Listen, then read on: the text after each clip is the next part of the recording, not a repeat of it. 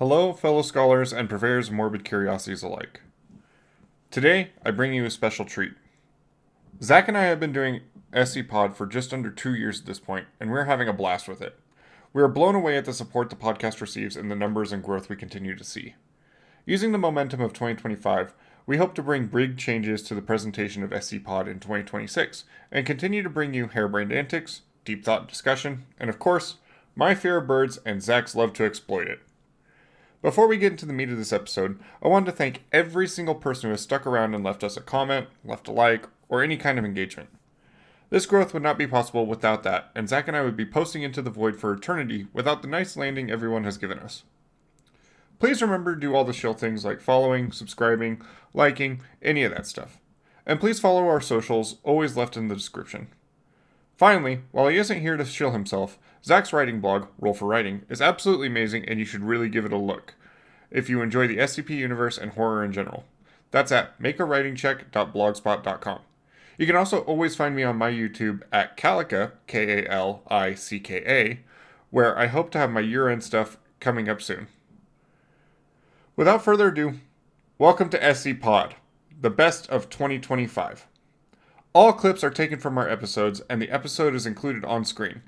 It was a blast putting this together, albeit also a ton of work. Hence the late upload. Nevertheless, Hatman, spin that record! Wait, okay, I was kidding. Put the gun down. Okay. All the fucking chickens.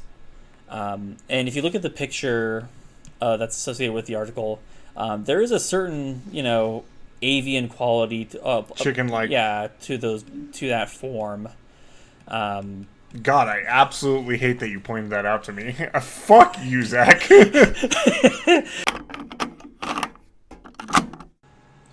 Right, and at how many times during a breach, how many breach events have to occur before you just factor in the loss of life and staff into your annual budget for your department? Oh, I'm sure. I am 4,000% sure that there is that the SCP Foundation looks at the loss of life like a normal business looks like at a business ledger.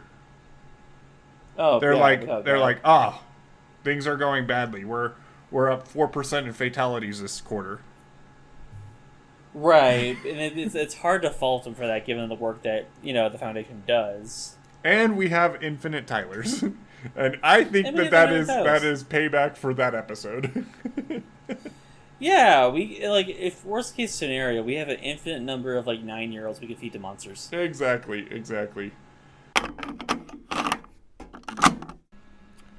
All right, listen here. It's time for you, the listener, to pick a side. Who are you going to believe? Are you going to believe the one that writes horror stories all day? Or are you going to believe the one that is on your guys' side, edits all these episodes, interacts with you guys in the comments? All right?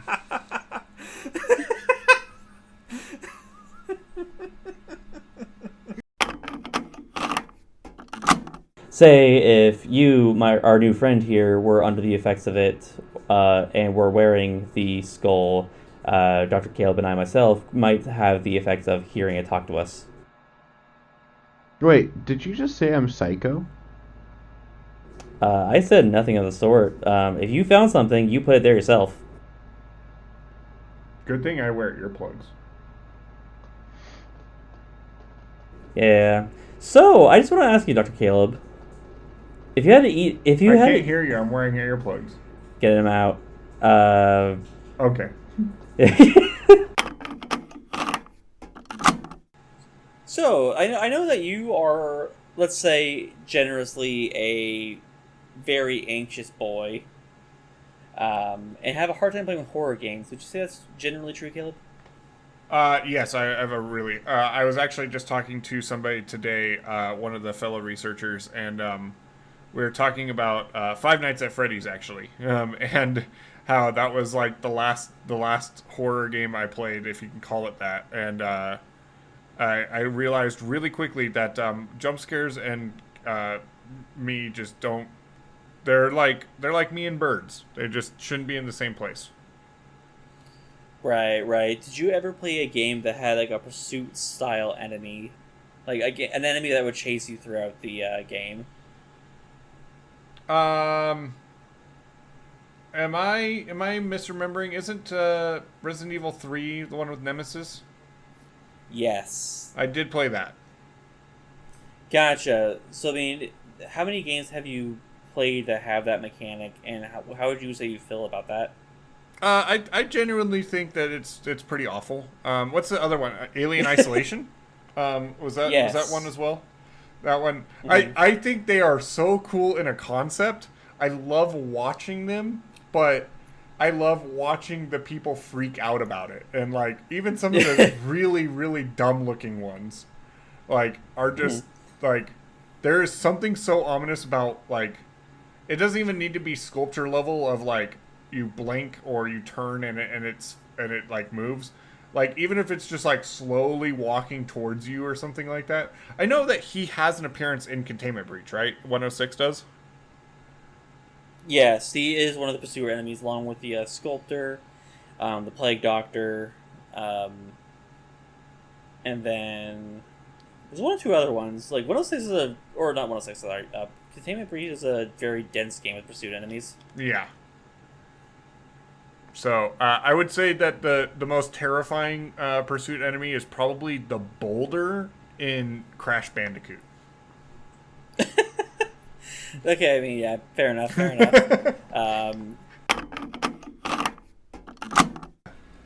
You know, the other kind of interesting thing thought experiment I have is like, does it only have to go after humans? Like, if it was in a pinch and we like threw a dog in there, would it eat the dog? Would the dog be assimilated? Right, and would that affect his overall behavior? Right. And you just like walk in and it's just 14 people and a dog growling at you. Right, and then like same thing with like any other animal. Right. Like, and this may be like a somewhat silly question, but like, what if we threw like a non-terrestrial animal at it? Like, what happens if we try to give it like a bird or a fish? the humans just start flapping their arms. Right, and it's like it's just running around. But it's just I don't know. I mean, like I feel. And then it ends up in my fucking quarters. Yeah, absolutely. But I mean, it's not going to get mine again.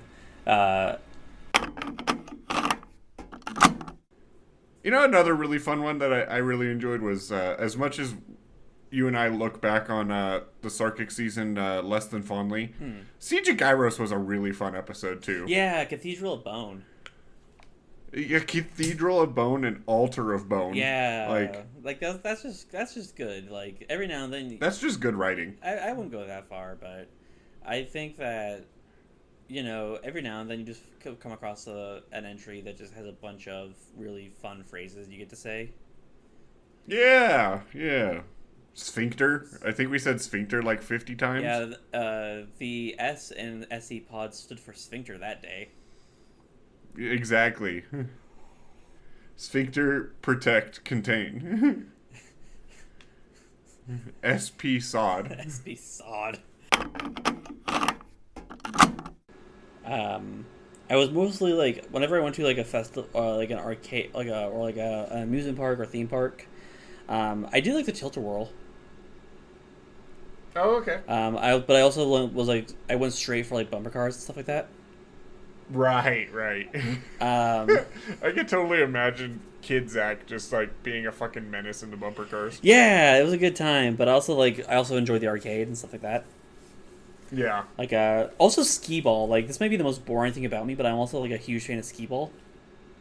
Oh, I love skee ball too. I knew we were meant to be podcast partners. It's funny because like I got so good at it. Like I could practice after like a 2 or 3 throws. I could like mechanically just move in such a way to where the ball would always end in the dead center. Oh wow! Okay. And so it's just like I got so good at it. And so like the skee ball became like just like a ticket printing press for me.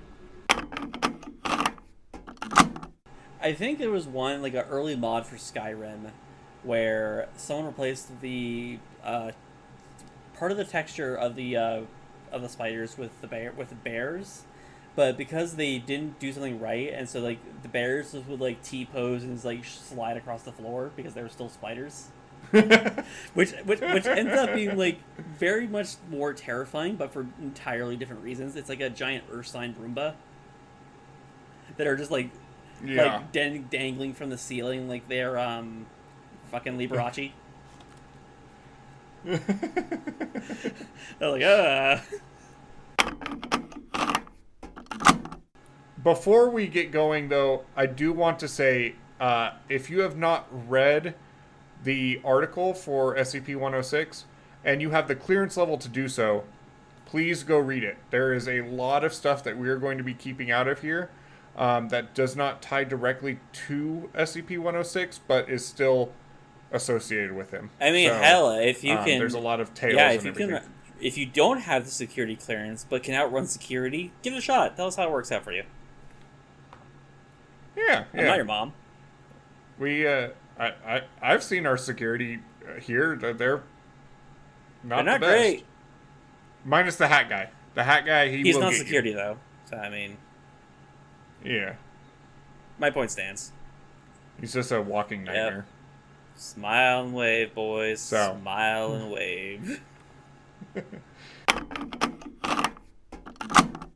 Based off of your previous statement, would you say that the soul is stored in the humerus? No. It's the phalanges. Okay. I don't think there's a bone, Caleb. Phalanges are your fingers and your toes. Are they? Yes!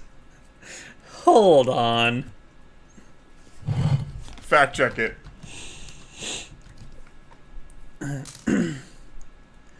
Holy shit, you're right. Well then.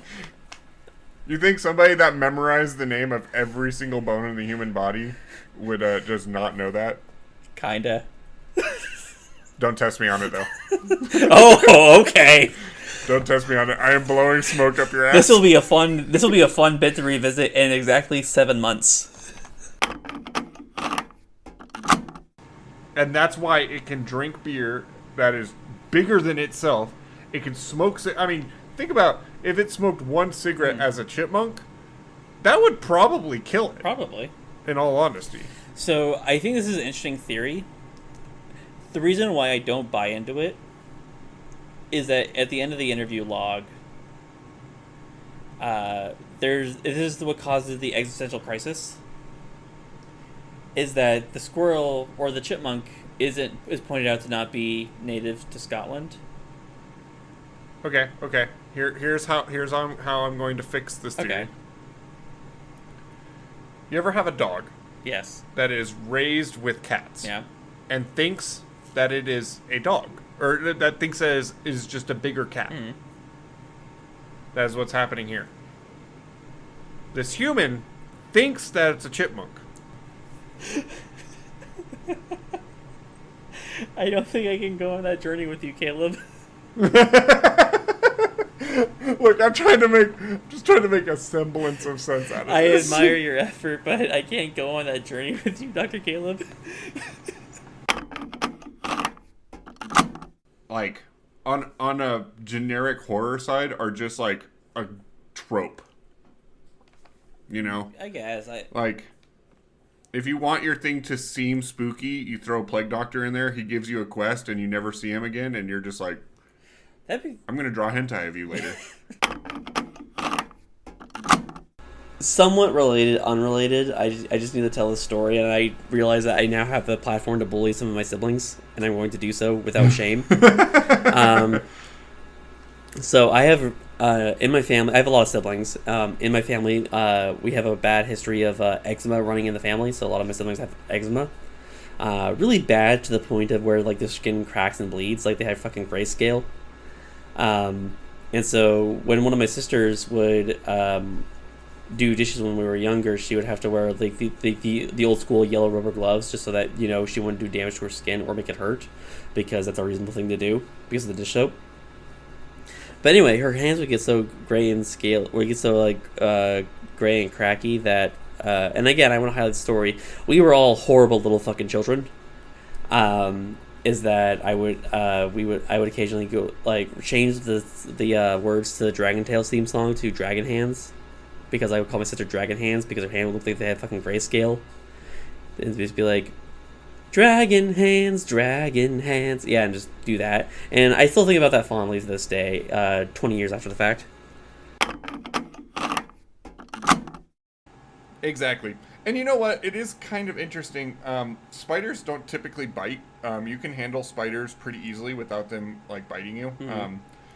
There's many videos you can watch on YouTube of like Coyote Peterson like handling brown recluses and black widows and stuff like that. And the guy's never been bit unless he like wants them to bite them. But usually it's only if they feel like outward pressure. And I think that that's actually like really cool to think about in regards to this SCP, because like they just want to be left alone, and spiders as a whole just want to be left alone as well, and they just want to do their thing, and they say they'll leave you alone if you leave us alone. And yeah, I think that that's a really cool parallel that I just realized. Yeah, like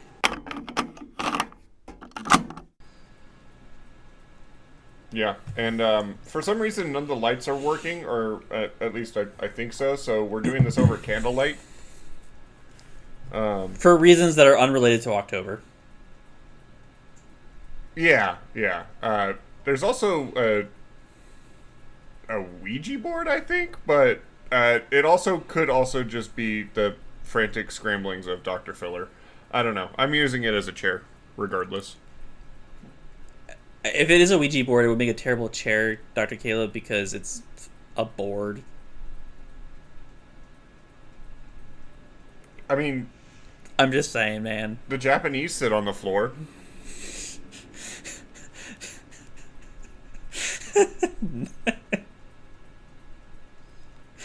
I'm just gonna let that hang. All right, I'm not saving you.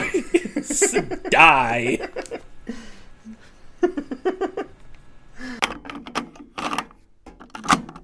I do think that there's something up with the Doctor, at least in terms of like reanimating this skeleton. Now, I do think it is really fun that just like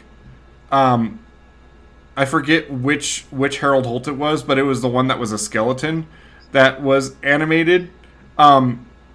It's almost just done in a way that like you can't even describe it. You know, it's like they're held together and animated by an unknown force. What is that The force? Herald Force. Science won't tell you. It's holiday spirit. Held together by Christmas cheer. Hey, Caleb. Why did we need Hey, this? Caleb, do you want to tell me more about Santa Baby? Not really. All right. It's kind of just a nothing burger of a song. I mean, people don't listen to this podcast for me to talk about music. You can go follow my YouTube for that. Caleb, But, I listen to this podcast because I want to hear your thoughts on Santa Baby. This is what we've been building up to. Yeah. Tell me This is the Spooky J. This is the Spooky J version. Lock the where it was door. just He's not to getting away ambush this me. time. Ambush me about skeletons, and this one is to quiz me about Christmas music. No, I just like tell me how you feel about the song where this one lady really just wants to get railed by a fat man in a red suit. It's so weird, man. Another thing I was just thinking about is they fly in an east to west direction, which is distinctly the way the sun rises and sets. Yeah, that makes sense. And thus, so I'm kind of wondering if there's something to do with that, like flying with the rotation of the Earth. Well, that would make sense if they are in the I think it's the northern hemisphere that goes east to west wind-wise, because the way the trade winds blow depends on whether you're in the northern hemisphere or the southern hemisphere, which is why like hurricanes can't cross the equator. Right. So I mean, if they're doing it in the southern hemisphere, then that's kind of interesting. if they're doing it in the northern hemisphere, it makes sense. But if they're doing it in both, then I feel like the only thing like that comes to mind is what you pointed out of like the sun coming and going. They did say it was regardless of prevailing winds or hemisphere. Right, and that's kind of what I'm saying is that like if it's doing it in both, that's kind of interesting. But a commonality between the two is this, the direction of the sunrise. Right, right. It also did mention that the eyes, its compound eyes, are just extraordinarily sensitive to ultraviolet light. So I also kind of wonder if that ties into that. True. And I wonder, like, if anything that has to do with, like, how... Weirdly enough, tying it back to Lovecraft for a second, I think it's From Beyond, where, like, different spectrums of light are used to, like, reveal other realities. And so, like, there may be some sort of... I'm pretty sure that was DMT, actually. Was it D&D? Not in Lovecraftian, but during an unfinished ritual. Maybe, yeah. But there is a somewhat of a idea out there of different spectrums of light using to alter reality in some sort or like produce metaphysical effects. And so Yeah. I wonder if that light is somehow used for... Because, I mean, the way that light also kind of works does change as you go through air densities. So, like, if it goes below a certain depth, like, let's say 8,100 meters, maybe that also is partially to do with how light is refracted through the atmosphere. I can see that. The other thing I'm kind of thinking about is if they have a sensitivity to ultraviolet light, there are certain things that you can only see in certain spectrums of light, especially when it comes to space. Yeah. And so, like Hubble has to view things in ultraviolet light. If you go look at like the pillars of creation in visible light, it looks pretty unimpressive. But then like the classic like pillars of creation photo that everybody sees is like done in, I don't know, like infrared or something like that. Anyway, maybe they're seeing some sort of anomaly in our atmosphere, like maybe little pocket wormholes or something like that. And that's what they're diving in and out of. Gotcha. Maybe it's sort of like when your cat was jumping at nothing, but maybe there's something there. Exactly. Or like when your socks go missing when they were in the dryer. Right. The albatross has them now. Yeah. Your smelly gym socks. Right. I guess they came from the washer, so they're not super smelly anymore. I mean, if they're coming from the washer, not the dryer, then they probably smell like mildew. Like, I'm talking, like, I mean, lizard people is one thing, but, like, I used to have this innate fear of cats that would stand on their hind legs and, like, walk and talk like humans, like, wear, like, fucking cowboy uniforms and shit like that. Maybe I'm just trauma dumping a lot on this episode. You kind of are, but that's fine. But this is, like, a legit fear I had. Well, let me just psychoanalyze you a little bit here between you, me, and everyone on the internet, Caleb. Maybe you fear the anthropomorphization of animals because then you would have to confront that you don't treat them with the dignity that they deserve. What else is there to say about tall bees? If that sentence makes it into the final cut, I will be amazed. Maybe that's why I was, like, trying to conflate the two. You heard it here first. Doctors are birds. I don't like the rules. I haven't been to a doctor in a decade, so,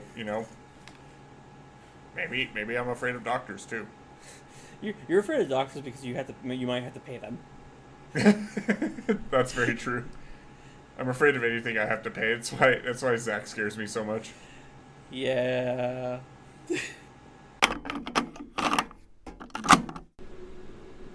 Zach, Yep. you're a tree. And What song are you singing? God, that's a good question. Because I know my answer. What is your answer? Mine is Hooked on a Feeling. You're out in the forest and you hear a softly ooga chaka ooga. Exactly. Especially if I get the rest of the trees to join in with me. God, what would my song be? Or like you're walking through the woods at night and you just hear a subtle highway to the danger zone. Like, I don't know if I would sing, but I would say stuff like "No one will ever believe you" all the time.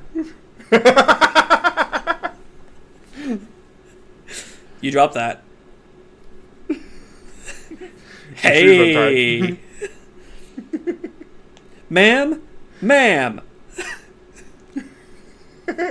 You just start doing like narration. You're like, and suddenly Emily felt like she was being watched.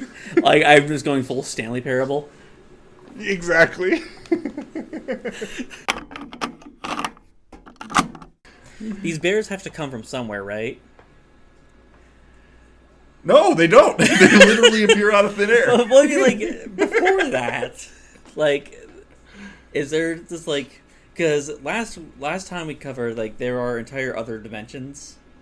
Like, is there a bear dimension we're just stealing all these bears from? Oh. You know, that would, with the because it's every 3 days at noon that just like 100 bears just like appear. Like it's some sort of like generation in a video game. Right, it's like you spawning it's like waves of enemies. Right, no, it's like when you're spawning something in via console in Skyrim, and they just kind of like show up like exactly. But the thing is, like, they show up like 4 feet above the ground, so like there's this moment where like there's like 100 bears just like falling down a short distance, and they're like, oh. Like they're all just confused and angry and like, what the fuck?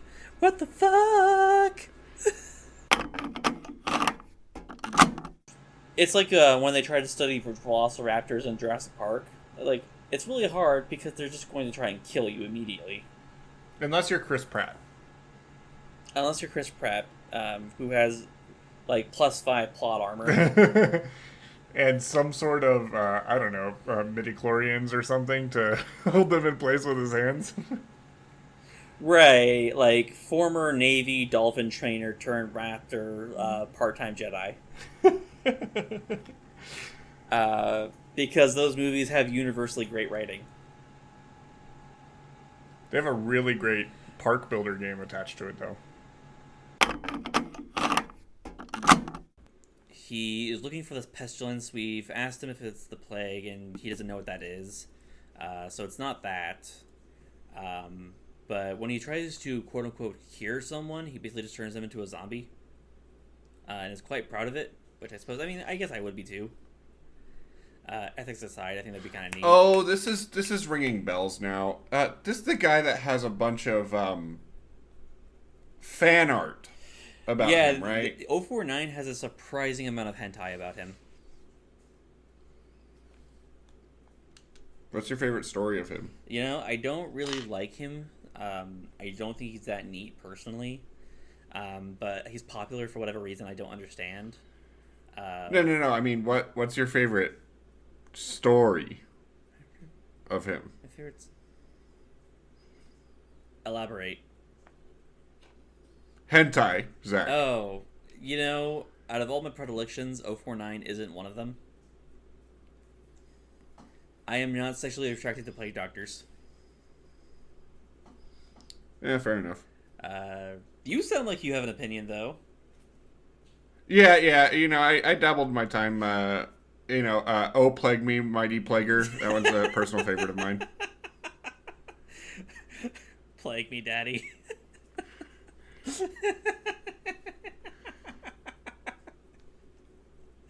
Or I woke up in bed, rolled over, and I saw a bird beak in my face. Yeah, that one's a true classic.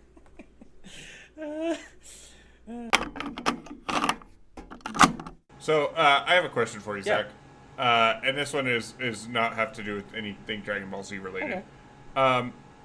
Would this thing be less terrifying if it didn't have a beak? Well, I mean, as we raised last time, what do we replace the beak with? No. We're not replacing the beak. It's just gone. It's just smooth. Yeah. I think it would still be terrifying, just in a different way. But also, like, the gist of the monster is that it tries to eat you. And so, Right. well, then why else is it killing you if it doesn't have a beak? As we have gone about doing last episode, the laws of physics don't need to work. The birds were able to fly without wings. Caleb, we have worked. I was So- asking you those questions. You're asking me this questions, and homeboy, that's not how I do with questions.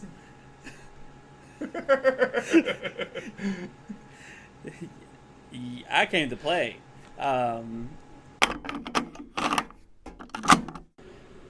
Right, and the first one has kind of a few subclauses in it, and where, because in that interview log with Samantha, it says that the counselors told the kids to not go anywhere near him, right? Yeah. Though it doesn't look like they actually said that. Looking over the transcript. Oh, that's what I get for agreeing with you. Yeah, that's what you gotcha. This is what you get for throwing me into a tree. Jerk. Do you ever like meet somebody and they're like, oh, I'm 24 years old, and you're like, hang on a second, and you do the math and you're like, you were born after 9/11. You know, as someone who's had to train people for jobs that were born after 9/11, it is something I've dealt with a lot. And it's weird every single time. It really is. My last job I worked at, there was one person on the entire staff that was born after 9/11, and she was the only person older than me. Everybody else I worked with was born after 9/11. When were you born? I was born in 97. Okay. Gotcha. And it's like, yeah, it's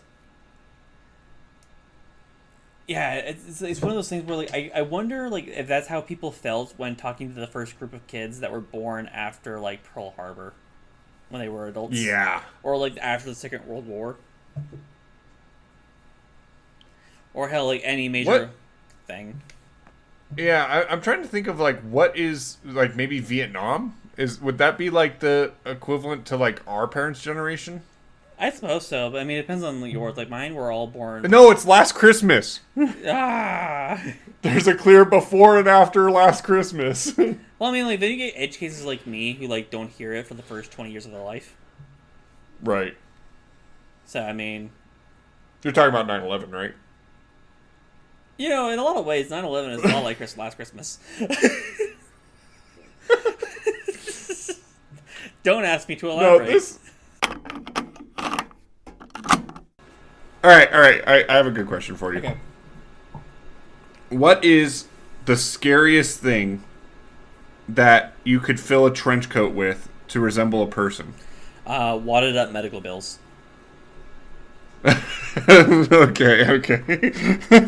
Credit card statements. I'm gonna take the answer straight. I'm gonna say centipedes. That'd be pretty concerning, yeah. I think there's a version of Spider-Man that instead of being a man, it's a billion spiders that just fill up Peter Parker's suit. Yeah, like, crime would drop to 0. Yeah. I'm not taking my chances. Yeah, dude. I don't want to meet man spiders. All right, who's more terrifying though? Spider-Man, that's like a billion spiders filling his suit, or Batman, who's a million bats filling his suits? Spider-Man. Okay, fair enough. I was trying to figure out a way to make bats scarier, but I can't. Caleb, bats ain't nothing but sky puppies.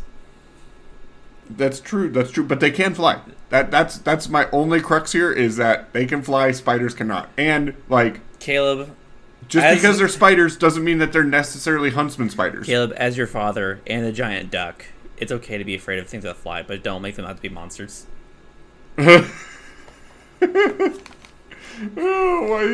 why are we circling back to this?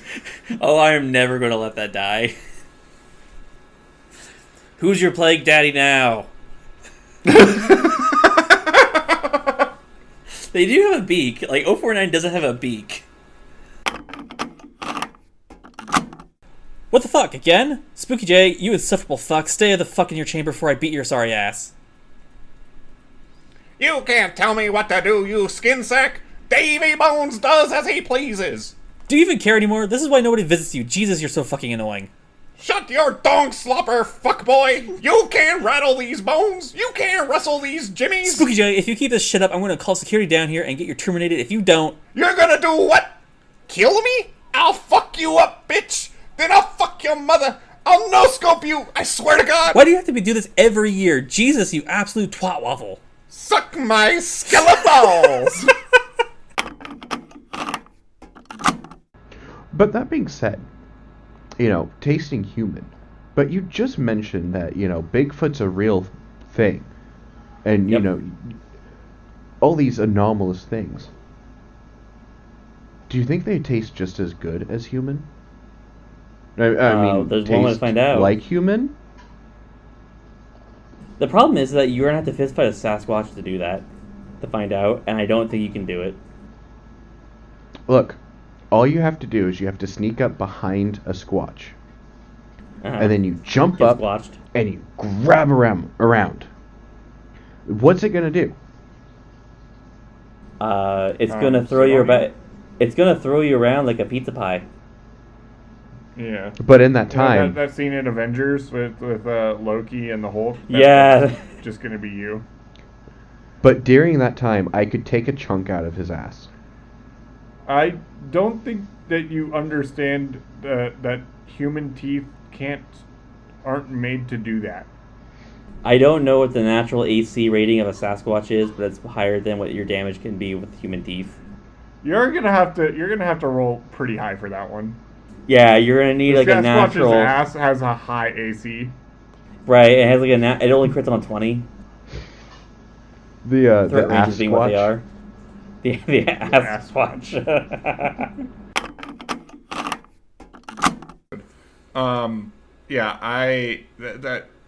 You hit the nail right on the head there. If not friend, why friend shaped? And then baby bear cubs are probably my favorite animal. Yeah, and then, they precede your immediate violent death. Exactly. Because, it's not friend, then friend shape, but then they're armed with great big old murder mittens. And, we'll just absolutely, there's no contest. You can't outrun the bear. You can't outfight the bear. I don't even know if we're smarter than the bear. The bear will win. Yeah. And so the only way to win I'm is just not imagining the only way to you get attacked by a bear. the only way to win is not to engage. I'm just imagining you get attacked by a bear and he pulls out a chessboard and he's like, "If you beat me, you can run." Right. And he proceeds to what's his name, Magnus Carlsen or something, the chess grandmaster. Just whips you into 8 different ways of checkmate.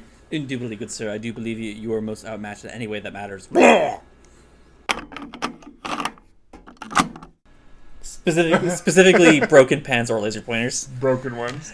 And I was like, oh man, there really is someone out there for everybody. Yeah. Oh. This episode brought to you by Match.com. Match.com. I don't know. I guess. You're talking to 2 people who are spending their Saturday talking about skeletons. Maybe we are just the only 2 people for each other. I don't know what to say to that one, Caleb.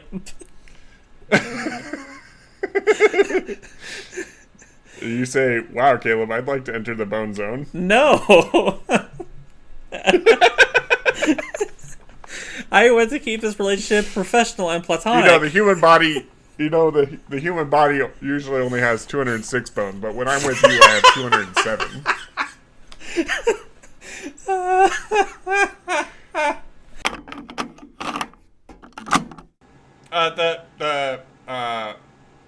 The SCP-049. Right, no, I understood that part. It's I don't see the resemblance. I think it's just the old-timey kind of feel to it. Okay. And this malicious, we don't understand anything like its intentions or why it does what it does. Well, I mean, we understand why 049 does what it does. It's he's a medical quack and doesn't take our insurance. It did beat a woman to death with a shoe. Like, I don't understand why. Like, SCP-049 is terrifying because of medical malpractice and malfeasance. That's a good point. What is the scariest centaur you can think of? Like, what is the scariest half animal, half human hybrid that you can think of? Mantar. Mantar? Mantar. Is it just a human? No, it's a mantar. Upper body of a man, lower body of a man. Mantar. It's the upper body of a man, and the lower body is an upper body of a man. Yeah. No, it's like just two lower bodies. It's like Silent Hill.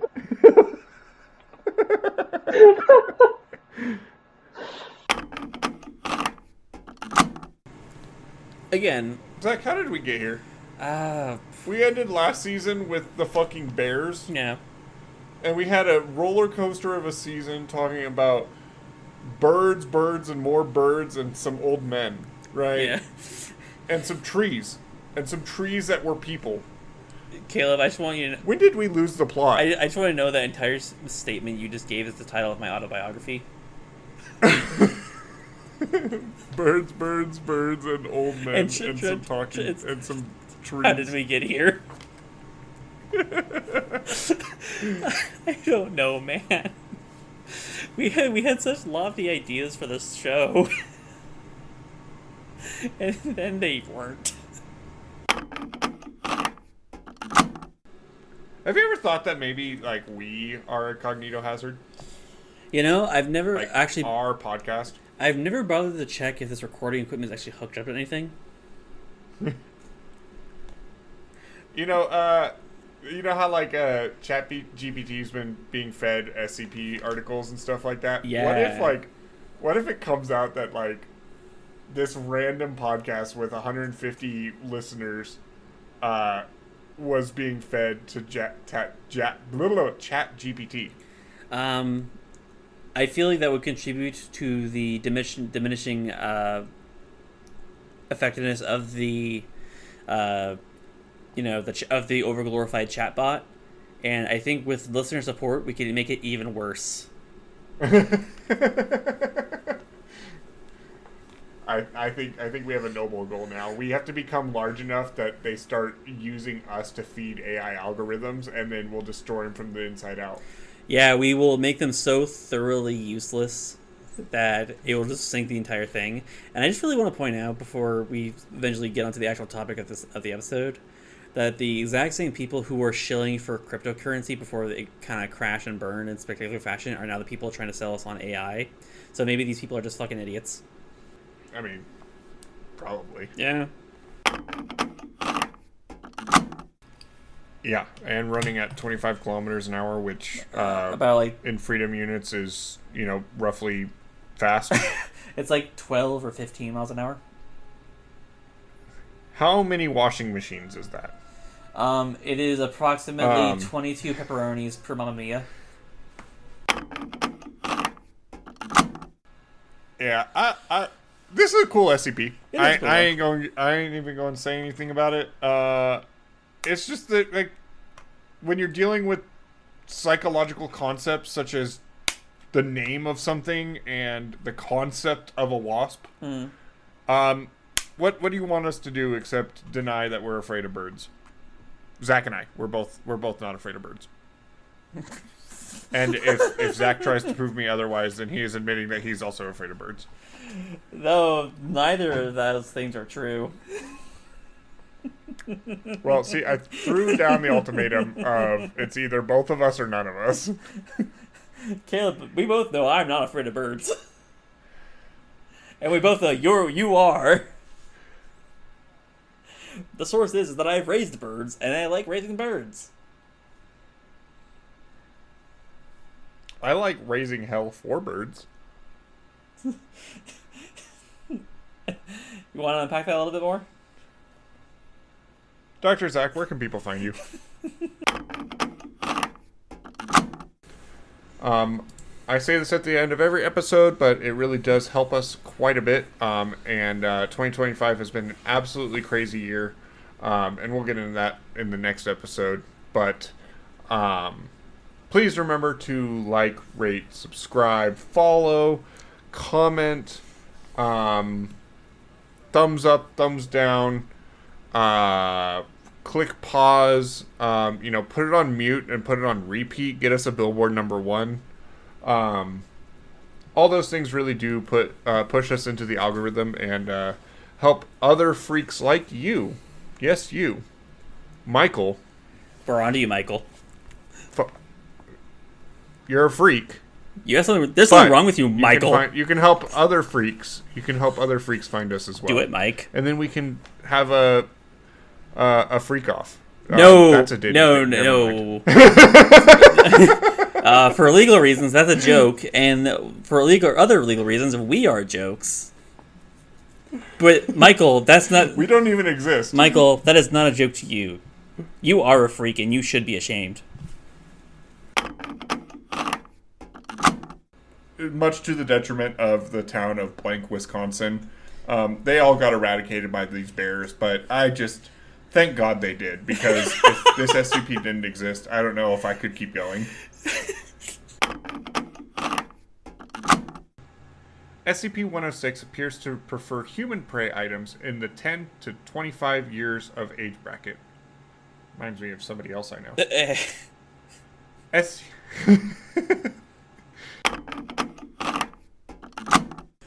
But it does remind me that I was chased by an owl yesterday. And I'm not even joking. This isn't a story that like I came up with for the podcast or anything like that. I was getting off work and I was walking to my car and I heard some hoots and I looked over at my coworker and I was like, "Was that a fucking owl?" And she was like, "I think it was." And she was like, "That's so cool." And I'm like, "No, that's awful." And then I sat there for a second and I looked around. I couldn't see this owl. And I heard it hoot again and I ran to my car. And my brave-ass coworker stood outside and was looking for the owl and said that it flew right by my car. And that just proved my theory that all birds are out to get me. Maybe it's like cats, where like the more you don't like them, the more they're attracted to you. Yeah. So there was an incident. The photo on the file has a little caption. It says SCP Spooky J manifesting in the personal closet of Dr. Filler after stealing one of his sweaters. And then there's a footnote attached to it. Dr. Filler reported SCP Spooky J having been in his closet for several hours, quietly singing the song Hound Dog by Elvis Presley, replacing the phrase Hound Dog with Fuckboy. You wanna sing that famous line for us, Dr. Caleb? Oh, I've been doing Spooky J. I don't know if I can do an Elvis Presley rap, but you ain't nothing but a fuck boy. No. I was gonna say like do it as Spooky J. Oh, fuck. Do it again. All right, take two. Take two. You better leave that in.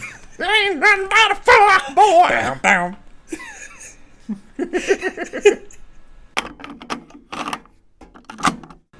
I don't know. I mean, the ducks are pretty normal. I think. Like, honestly, they're cute little bastards. They follow you around because they imprint on you like the dragon snails, honestly. And they just assume you're their giant mutant duck mother. Yeah, people who know me know that I actually have a recurring nightmare of a mutant duck father. Caleb, I don't know how to tell you this, but I am your mutant duck father. Oh no. You know, do you know the sticky notes you leave around the room? Do you know why I'm taking care of you, son? No!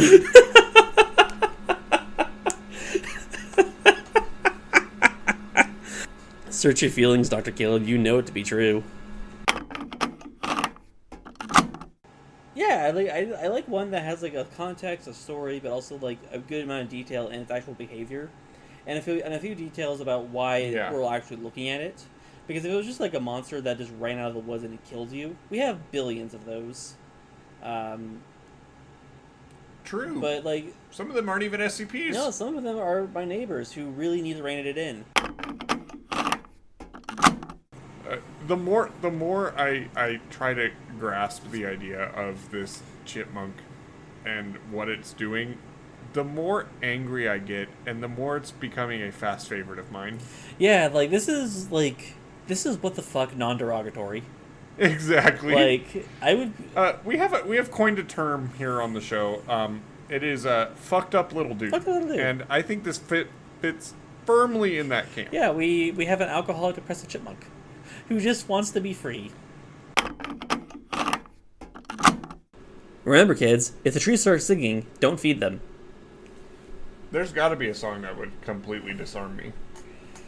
Oh, probably. If I heard a tree. It would be Hooked on a Feeling. If a tree started singing Hooked on a Feeling, I wouldn't be able to resist. Yeah. A little German girl runs into the cell and, hugs it. It's like, no, you don't have to do this. And then it just, stops. Right? All I can think about is, this weird niche meme that went around for a while. It's no, little German boy, don't go in that cave. Which, it's one of my favorite niche memes that you don't really see around anymore. Today we are talking about SCP-2875. The town. Oh wait, what minute are we at? Got to make sure we're still in monetization. The joke is we're not monetized. Oh yeah, all right, fuck them. Yeah. How's that for your monetization? So we are covering SCP-2875, the town that got fucked by bears. That is the actual title. The idea of just... All right, mystery guest. Yes. You have two SCP celebrities in the room with you right now. Which one are you eating? Oh, I'll put up a fight. Well, I do gotta But say... I also have so many diseases in me that you might have a better chance of living if he's putting up a fight. I don't will say, think so. You both look like snacks.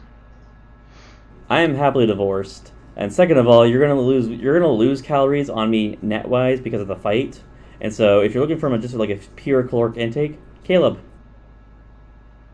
I think I'd have to take a bite of both of you. I'm so stashed with amnestics, you're not going to remember how I taste. What are And that's fine. Don't worry about it. Ask your mom.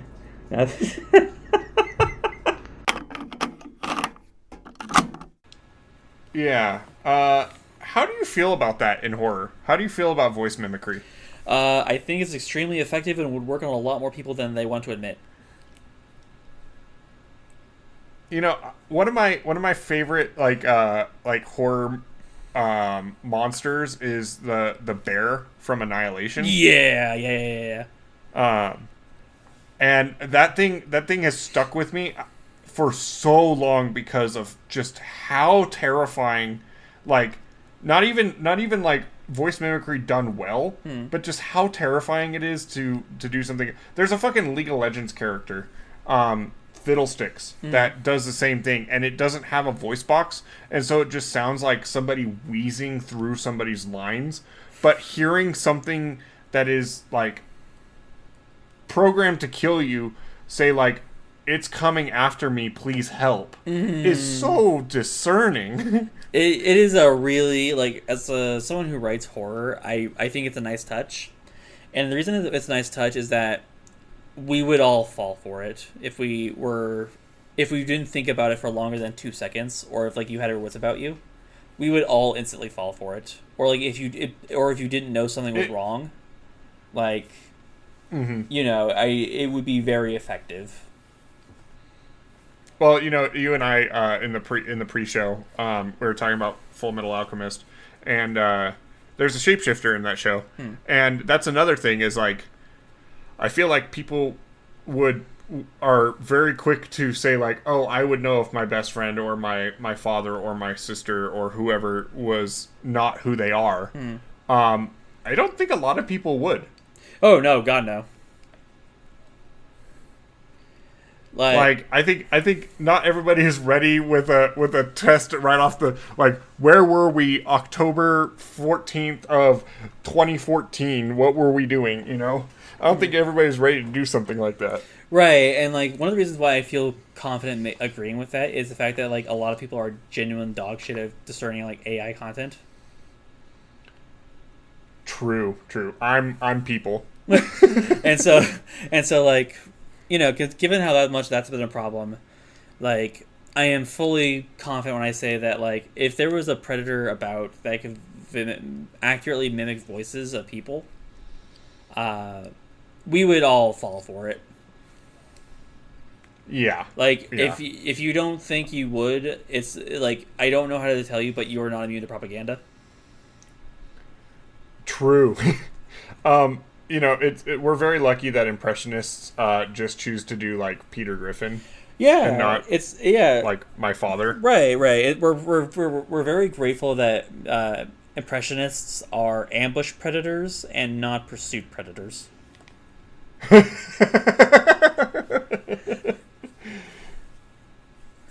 So, and don't even get me started on mimes. Don't get them started on mimes. Don't get me started on mimes. That's what 90% of the pre-show was. Yeah, I just, you know, I really think we should really, and Kayla, just redact the next part after like 10 seconds.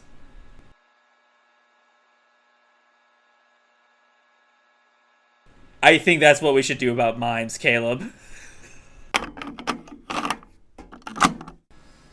Is this like a fro? Was this the plan for this episode, by the way? Kind of. Was to interrogate me about skeletons? Yes, it was actually. The listeners might think that's a joke on my part. I need you to understand, guys. It is not. You know, there was an episode earlier this season where we talked in depth about my fear about birds, and I think that this is just coming full circle. So, as a continuing peek behind the curtains, a lot of Caleb and I's friendship is based off of one of us saying something really fucking weird, and then like several months later, one of us will be like, "So can you unpack that for me?" It is just a continuing like pile of buried landmines that we just lay for each other to just step on whenever there's a fucking minute. Yeah, and then rereading the description of the file, I want to point out that we never found the employment records for Count Blakewood. Oh shit! I hate when you're right. I don't I don't necessarily think that proves my point, but it does look sus. So, I have a question. Yeah, why is this Euclid? Why is it Euclid? Like these words. Is it because it's now in a depressive slump and it doesn't know what it wants to do anymore? No, I think it should have started as safe and after the interview ended as neutralized. Like we gave the chipmunk clinical depression and we won, guys. 7525-1 instances are found based on their search history, online activity, therapy records, public disavowals, and in the course of any other Foundation oversight and surveillance. Description: SCP. Wait, hang on. Before we go any further, Zach, I need you to promise me something right here, right now, live on the air. This will go into the episode. Okay. If I die, please release my internet history to the public. Say no more. Continue.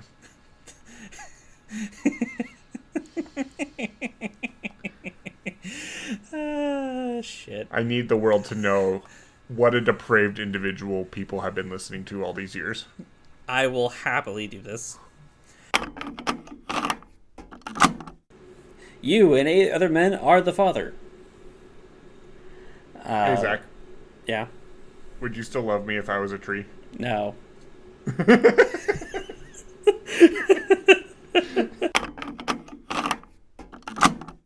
God, this gets more and more confusing every How do you think I feel? Why do you think I'm turning to nuclear radiation in this time of need?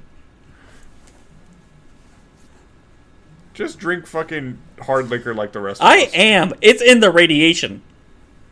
Oh, God. That is a hell of a chaser, Dr. It's not a chaser. It's in the cup. Oh, God. It is like the tangiest screwdriver. That is a whole other type of drop shot. You take the shot and you drop to the floor. It's the... Everybody walk the dinosaur. is that a actual phrase? Yeah, it's a fucking song. What song? I've never heard that before. Open up the door, drop to the floor, everybody do the dinosaur. I have never heard this in my life. Okay, so you got me Dracula Flow. I'm about to... It's like an old classic rock song, if I remember right. I'll find it. I'll find it too. And Oh, send it to no. you. Especially because you were on 4chan. Like, I would assume that you would have seen this, because it was one of those stupid green text things that, like, it would, like, at the bottom, it would be like, and I went home after being broken up with, and I opened the door, dropped to the floor, everybody was walking the dinosaur, you know? Is that what the kids call it these days? Caleb, I have a very serious question to ask you. Is it, why did I let you have 3 bird-based SCPs in such a short amount of time? It actually was. Really? Yeah. Why did you not veto me? Why did you enable my bad behavior? After some B-roll footage and after I said some things about your character off camera, I have decided to indulge you a little bit and let you kind of have your thing here. The other thing is, this one doesn't disturb me quite as much. This one, while it is owl-like, the photos and everything that I've seen of 1155 are all, I mean, it's street art. It's like if I saw a photo of like an Aztec drawing of a bird, it's not going to freak me out. Gotcha. So you're indulging me on this so that so it doesn't come out in worse areas later. Exactly. You know me. Listeners, just a clue in on what it's like to record SCPod. Dealing with Zach is kind of like dealing with an SCP itself. Sometimes you have to indulge it or, feed it D-class or things like that in order to save the better population. And so I do this for you guys. If it wasn't for me, you would have to deal with this maniac prowling the streets of your neighborhoods. Not unlike a certain piece of predatory street art. Exactly. For everyone that has survived Whamageddon so far, I'm so sorry, but last Christmas I gave you my heart, but the very next day you gave it away. This year, to save me from tears, I'll give it to someone special. No, keep going. I want to get DMCA'd. No, that's just half the chorus. Especially, we deal with a lot of animals with comparable human intelligence. Yeah. On this show, the frogs. The frogs. I'm sure that albatrosses. It's a bad time when Caleb has sympathy for a bird. What have we done to you? He's cured. I don't know about that. Zach, how are you today? Unapologetic, and Caleb, I will get it right eventually. I just need you. I need you to know, I will save you. Albeit from yourself, but I will save you. Zach, I found a new word I really like. Is it bananas? No, it's capitulate. Is this a situation where like you've invented a new word and it's plagiarism? No. I just I don't know. I was just doing my thing today, and the word capitulate ended up in my brain. I have no idea what the word means. Surrender, but, lose, it's succumb. really fun to... Oh, I'm coming already. So, you come at bananas. I don't know if we're a minute into the recording.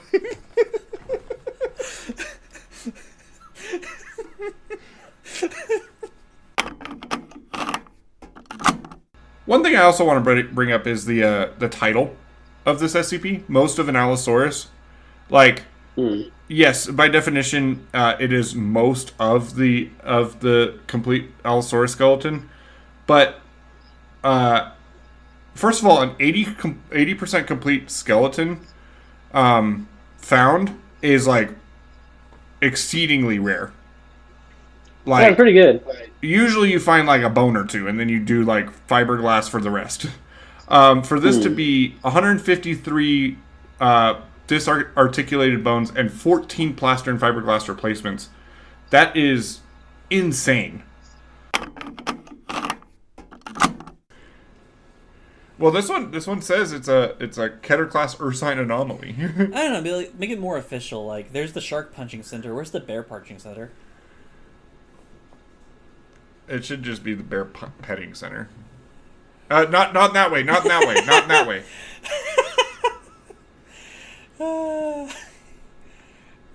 Pride's in a couple months.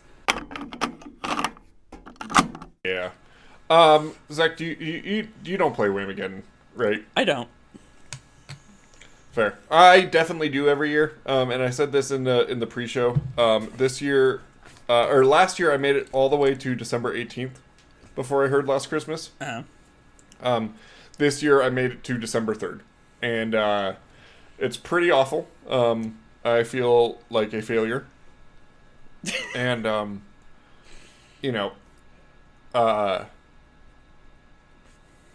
you've heard of No Nut November, and where is he going with this? Where is he going with this statement? I am along for the ride. Anyway, it's unfortunate to go through November and participate or not participate in those activities, and then to lose on day 3 of December. Skill issue. I guess so. You should be ashamed. I should have been wearing my AirPods. Should have been wearing your AirPods. Rookie mistake. To the concepts. To the concepts. I have the concepts of a plan. Do you think that boring Oregon was doomed to be boring forever because of the name? Oh, like this is one of the things where I feel like I should know why it's called boring, but I don't off the top of my head, and I'm a little embarrassed by it. But probably. Fake fan. I am a fake fan of boring Oregon.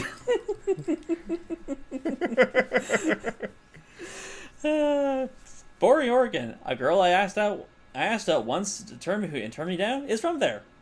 I hope you're doing well.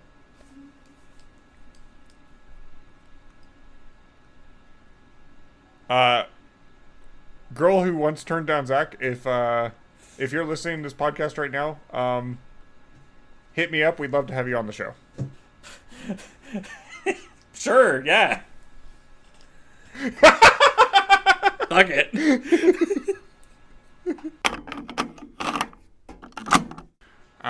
Okay. A little bit of a story time here. Okay.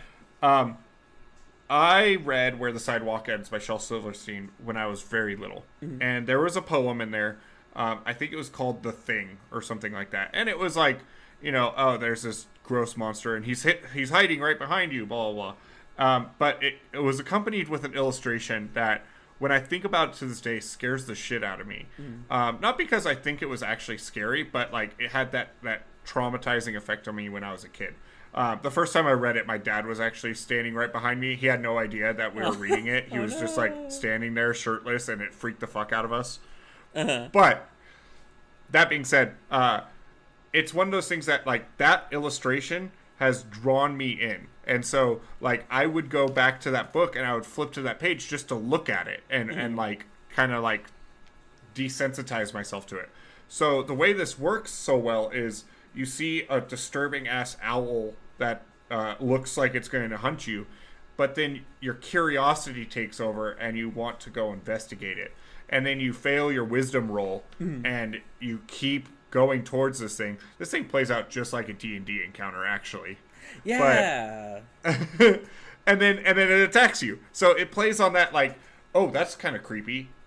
I kind of want to keep looking at that. It's like the same thing that makes people want to read horror or watch a horror movie or something like that. Exactly. That's I was gonna say exactly that. It's like it's dangerous enough to be an actual problem, but just interesting enough to like make you want to know more. So these are just the amalgamation of like the birds that you drew on your drawings as a kid, Yeah, right? kinda. That were just like kind of M's. I kind of imagine in silhouette they would look like that, to be honest. Like if you were at their level and just seeing them oncoming or going. Oh, god damn it. This episode's not getting any easier for me. How's it feel? Yeah, for the audience, I have a distinct fear of birds. And bird-like things. And this is definitely triggering that right now. And just to be clear, I am very aware of it. Yeah, I don't think I've ever seen an albatross in person, so I don't know how I feel about fight or flight, but... If you've been to the beach, you've probably seen an albatross. I can't imagine... I can't imagine... I've seen condors, and condors are absolutely fucking terrifying. And I can't imagine an albatross being that much easier to stomach. I actually went to the zoo recently and spent some time around the California condors they have here at the zoo. They're pretty cool. I like them. Yeah. I like them. I mean, like... You know what? I've been pushed into multiple bird cages. Like, friends have dragged me into bird cages and stuff like that. And I'm pretty okay as long as they're not flying. I do, like, if they're moving whatsoever, I can't just think of them as set pieces, and that's when they freak me out, like pigeons. But I was pretty okay with them for a little bit, and then like somebody walked into there and started being loud, and they started like flying. That's when I slammed the door and sacrificed my friend to the birds. I'm sure they were fine. Sure.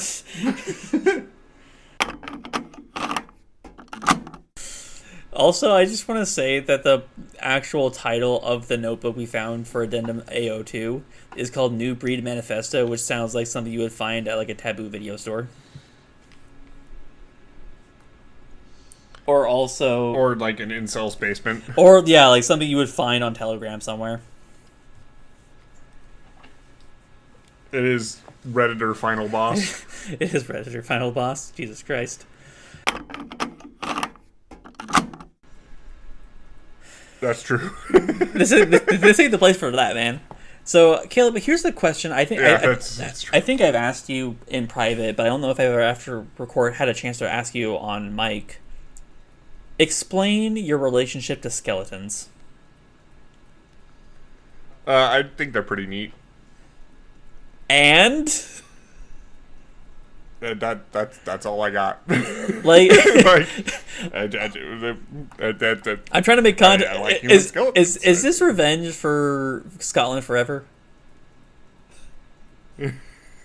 Is this episode revenge for Scotland Forever, or give me something, man? Make something up. I got nothing for you. Lie to me, Caleb. Explain my fascination with skeletons. They're just neat. You know what? Okay. You want the full story, yes. Nuts to butts? All right. I had moved out from my parents' house. I went to a Spirit of Halloween. I got a cup that was a skeleton head. It was a skull, and I drank apple cider out of it. From then, I have been obsessed with skeletons. I got nothing to tell you about it. There's not it. Sexual fantasy with it. I do not want to kiss a skeleton. I don't want to. I mean, I kind of want to be a skeleton. I think that would be fucking amazing. Could you? That's not. Could you lie about having a skeleton sexual fantasy for content? Oh, I've got a bone to pick with you. Yay!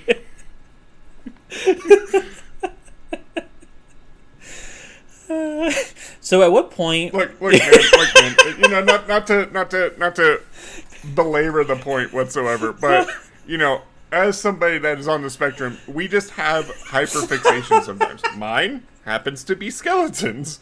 Other people like trains. I like skeletons. I don't see that. And before you ask, Zach, Yeah. because I know this is coming. Yeah. I do not have a favorite skeleton in fiction. I think Skeletor is overrated.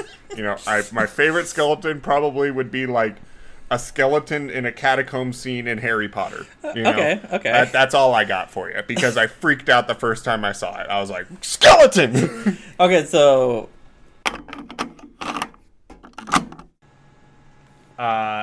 He has a bag of holding that he has made his home. I mean, it's one way to beat the real estate market, but I mean, what kind of life is that? I mean, I'm not going to own a house or a bag of holding, so I guess he's doing better than me. Honestly, owning a bag of holding would be more realistic than buying a house if you were born in the 90s.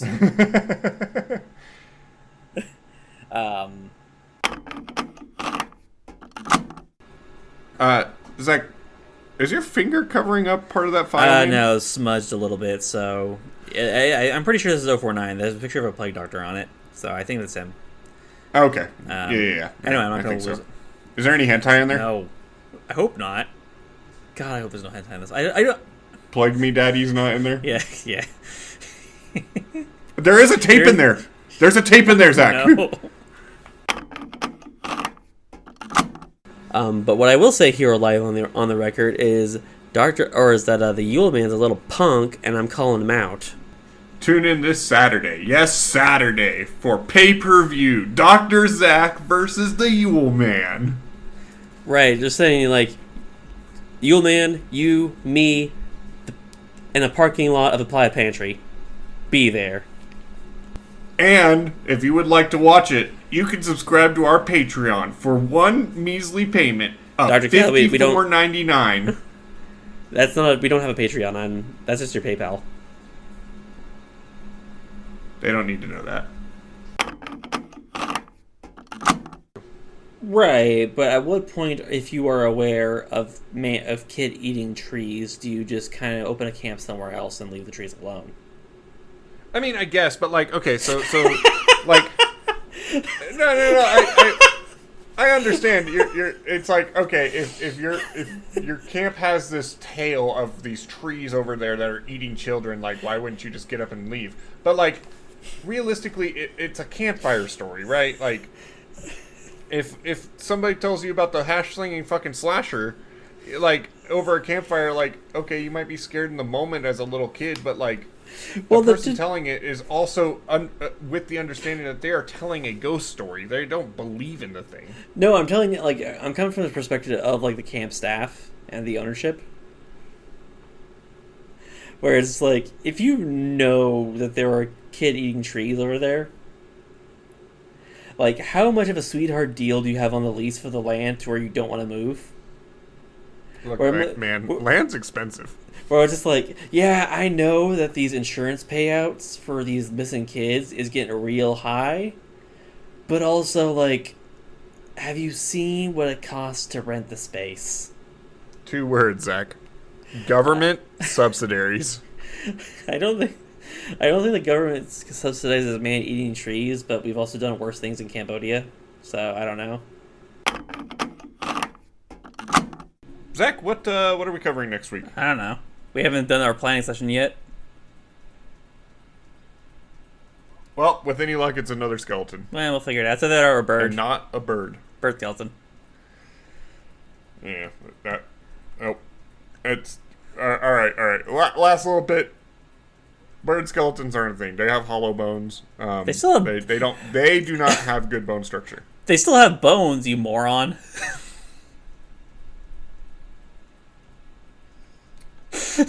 I'm racist.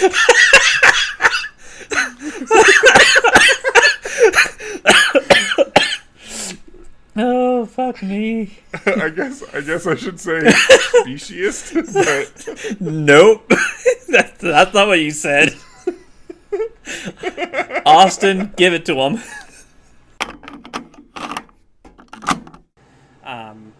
But here's a question for you, Caleb. Say, it's your birthday. Happy birthday. But you get your wish, the one wish you've always had, the only one that really matters to you, and games come out across the board and have an ornithophobia setting and the accessibility options. What does this look like? Replace the wings with arms. Are they jacked? Yeah, they're jacked ass birds. I don't even care if they're flying. Like, I have no problem with like a dragonfly. Uh-huh. But get rid of the wings. Maybe get rid of the beaks as well. Okay, what do you replace the beaks with? Nothing. Can you unpack that a little bit more? I'm talking like, imagine a bird. Yeah. Imagine what you think of a bird. Easily done. Like, if you're imagining a pigeon in your I head, can do this all day. sitting there. Now, get rid of its wings. Uh-huh. It's got 2 jacked arms. Yeah. Like, cartoonily jacked arms. And remove its beak completely. Okay, so what? And it's just like a cone of a head. It's just like a bowling pin. Top of And eyes. It's like just the top of a bowling pin. Yes. So Yes. no mouth. Immediately, birds are so much more easily accessible for me. But what are you gonna do, like when these jacked mouthless birds, are at the perfect length, perfect height to just like punch you in the knee and or balls? I mean, You have created a new monster, so sir. if they're still able to fly, that does. They're just flying with. If they're still able to fly, that does create its own problem. But if they can't fly, they're at punting height. It'd be like if a fucking toddler came up and did it to me. But like they have hollow bones. But like, it doesn't matter if they have hollow bones. Like, if they're just straight up jacked, like sailors' arms in like in the 1800s, like, Yeah. like you're just gonna get like tossed around like a strong man, but it's gonna be like a seagull.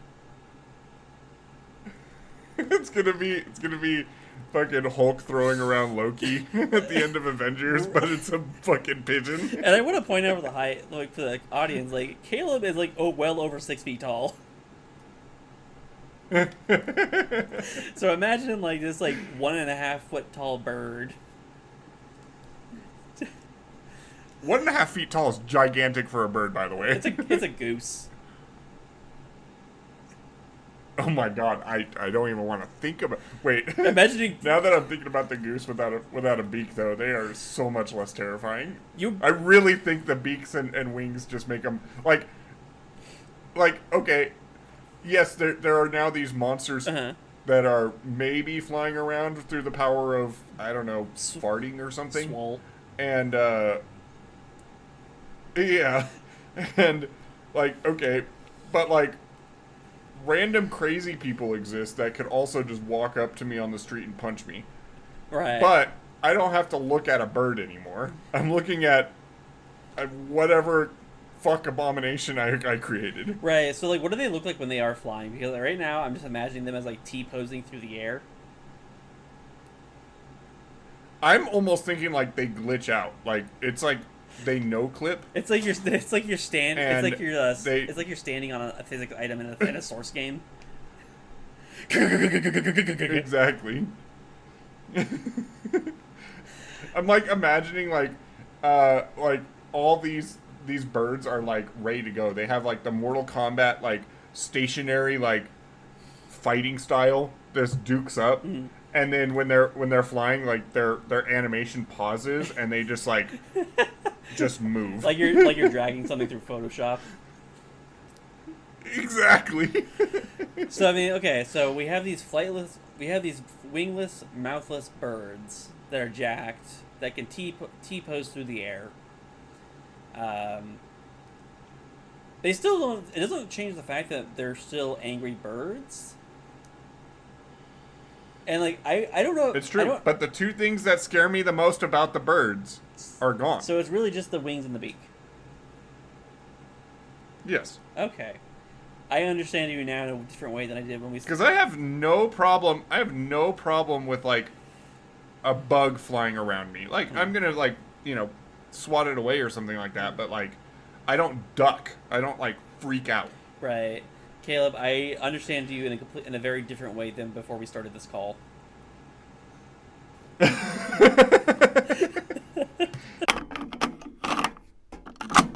It also symbolizes the green that the Tsar's royalist soldiers wore for leading up and during the First World War. I would like to amend my answer again. Okay. Please My do. favorite skeleton is the one photo of a skeleton with machine guns that's shooting into the air. That's my favorite skeleton. Okay, that's a classic. What I kind of really want to talk about, Dr. Caleb, is if you look in the file here, you'll see like a sample of one of the ads it made. Yeah. And this looks like something you would find on like a porn site that tries to sell you boner pills. Even says take the red pill. Yeah, like this is something that like you would find like if you were surfing the internet past your bedtime in 2004. Okay, so the photo will be posted on this episode, so you guys can all see it. But underneath it says an example of some of the media SCP-5184 distributed through anomalous capabilities. Am I being led to believe the squirrel does not operate? No, it doesn't. It doesn't utilize a mouse or keyboard. It chews on wires and then through its teeth puts these out onto the internet. I literally cannot with this fucking SCP. I kind of like, so as someone who would growing up had their internet or had their electricity frequently knocked out by suicidal squirrels, the fact that this is an electricity proof chipmunk is kind of funny to me, because like Dr. Caleb, I need you to understand that in no way is that a joke. That is actually something that happened regularly in the house I grew up in. I believe it. I've heard enough tales of Zach's childhood to believe that. Like it's so much so that like my dad and my grandma literally had to say like multiple times, "Oh shit, it happened again! God damn it!" God. Yeah, my campaign has mostly consisted of me making a sign that says "Write shit down" and then hitting other doctors with it. I've just been trying to shake everybody's hand. I'm going for violence. You know what? I could still carry the flesh that hates virus, so it could also be violence for me too. I don't know. I don't know. I mean, if they did it, dearly want to dap up the old man though. Yeah, all I'm saying is that like if you do give someone 6'10", they deserved it. I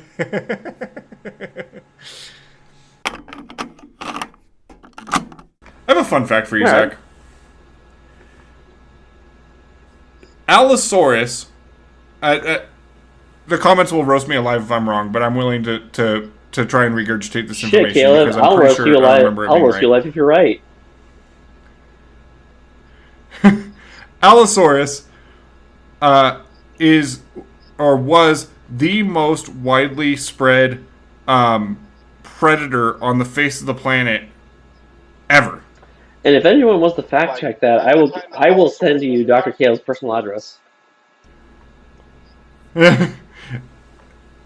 I'm pretty sure I remember reading somewhere that Allosaurus was so widely proliferated that it was on every single continent of modern day world. World. You know, back then it was Pangea. Modern day world. But yeah, there were so many Allosauruses. They were just the thing. Mm-hmm. Either that or they were the most successful killers of all time. I can't remember. But anyway, Allosaurus is a cool dude. Comments. Go ahead and roast him alive if he is wrong. I could tell you a whole bunch of fun facts about Allosaurus, about how they don't like to bite. They slam their skull down to incapacitate things. All right, following that same train of thought, Yeah. Dr. Zach, Yeah. Quaylog, would you? I would say 50%. And I will not tell you which. And I will not elaborate further. And I will accept no questions. Yeah, I just have to add, we need to come up with better naming conventions for D-Class. What, you don't like listing off a giant string of numbers every single time you need to refer to someone? And then when it's like, okay, so the two D-Class in the thing I had to read, of course, are D89786 and 89789. When you're just trying to read along, you're like, it's like, man, why can't it be like, why can't they get like MTF names? Like, oh, the D-Class for this SCP are Dave and Gary. I just love, I love the idea of like kidnapping a prisoner and being like, your name's Robert now. Like that, like I think on some levels that might be a little worse than like, giving them a string of names, just because like it's dehumanizing in a different way.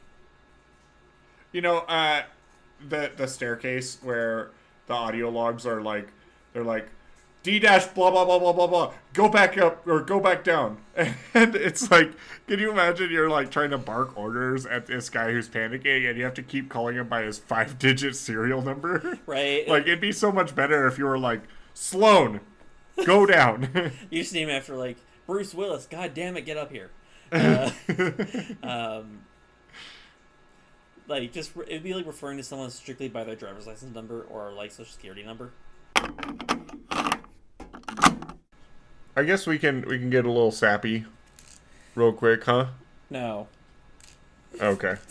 Well, one of us, the favorite of the podcast. I don't show you all the comments that say that I'm the favorite. Oh, Zach, clearly, I believe it.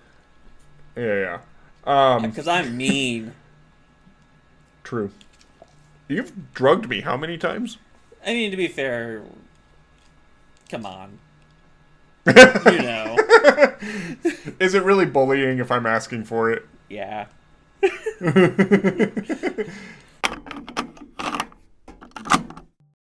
Zach, how are you today? Caleb, I don't know how many times I've had this conversation with you, and I don't know when it will stop, but I am stuck in a time loop right now. I have watched you die so many times when the loop closes, and I restart again. Do you know what it's like, Caleb? Watching someone die when you work with them over and over again? I know what that's like. I assume when it comes to yours and I's relationship, it's got to spark a little bit of joy. Maybe the first couple times. The first couple of times, maybe, but now I just look upon you and I see the inevitable dread.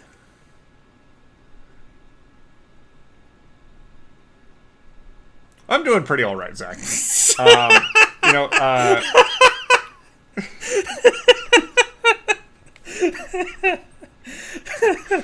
I'm glad. Happy birthday. They don't even have hands. They don't need them. They have tiny ass little wings.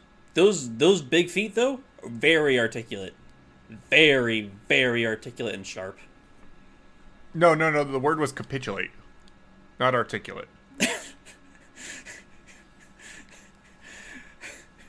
Item number SCP-3160.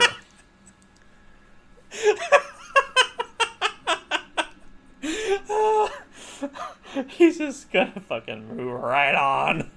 Object class? Euclid. Zach, I am trying to run the podcast. I am trying to steer this ship. You're trying to get away from the terror birds, and buddy, it doesn't work yet. True.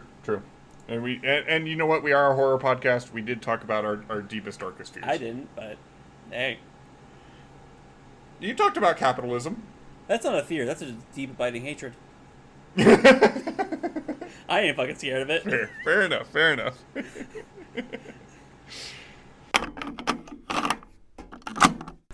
Close file. Got it. All right, guys. I got the hentai tape that Zach's been holding from me. It. We're gonna play it, and Zach, I'm gonna get your blind reaction. Okay. Play the tape. Hello, SCP-049. Welcome to... I am a doctor. Yeah, I'm aware. We're just doing this as a... I have the cure.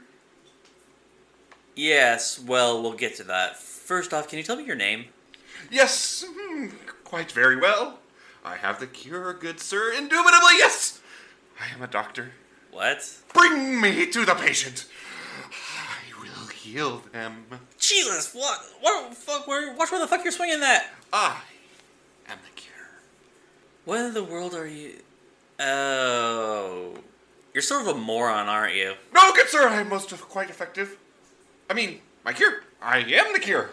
Very effective. The most, because I am a doctor. Right, well, we're gonna look into that. Let's, You two get over here. So this patient... Has the pestilence, yes! I can smell it.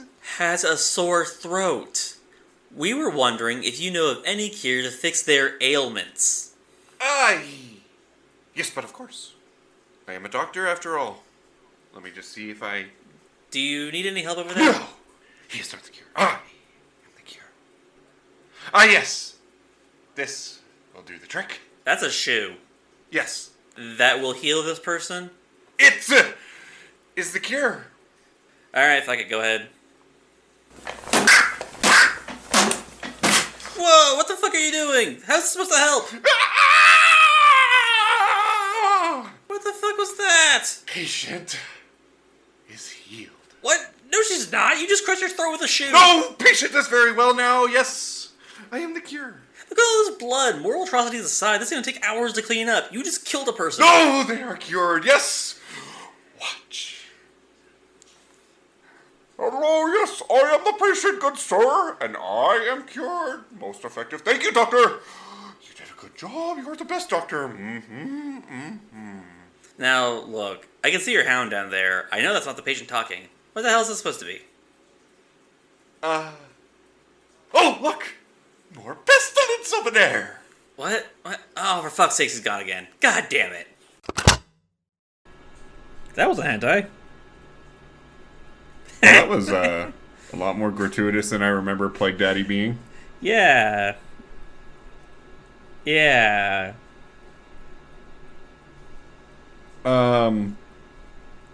Wow. That's, Huh. Dear listener, once again, I'm coming to you, and just letting you know, GOIs aren't talked about at all during the new hire orientation, and, real fans of the podcast would know that because they go and rewatch or just watch the episodes in general. Unlike Zach, who has probably never seen an episode of SCPod.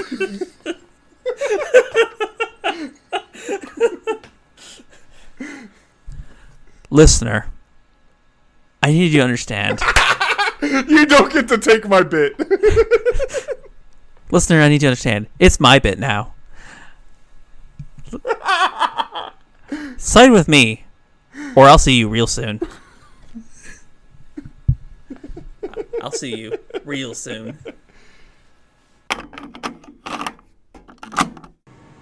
On one hand, I do agree that, we should be more curious about where the Bud Light and the cigarettes are going, like in actual volume-wise, in terms of where is this mass going. Because, unless we are turning this chipmunk into a water balloon for Bud Light, it has to go somewhere. That'd be a hell of a beer belly. Right, it'd just be like the Blob from the X-Men. Yeah. Which is just animal abuse. It's how you make foie gras. I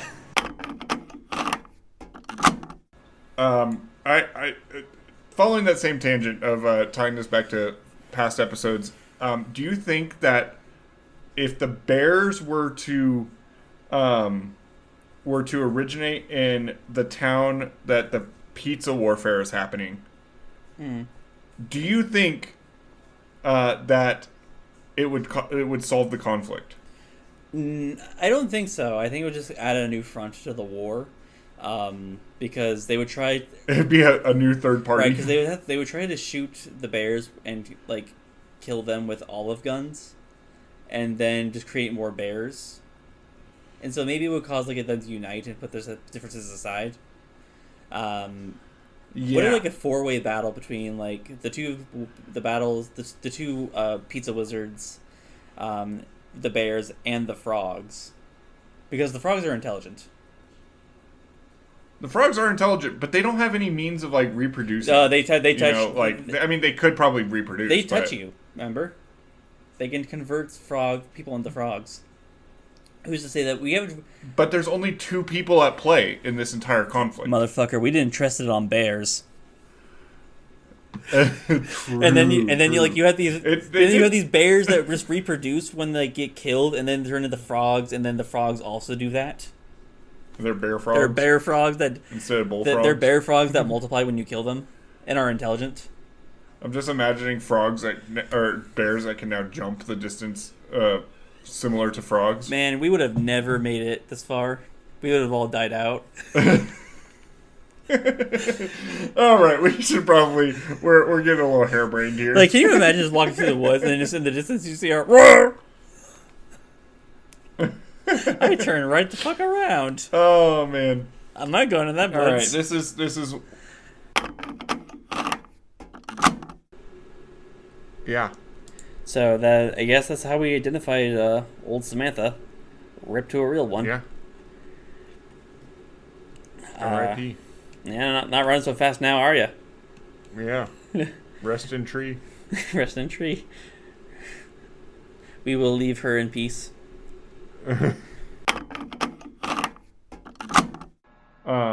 What were you asking about the bees? If they could fly?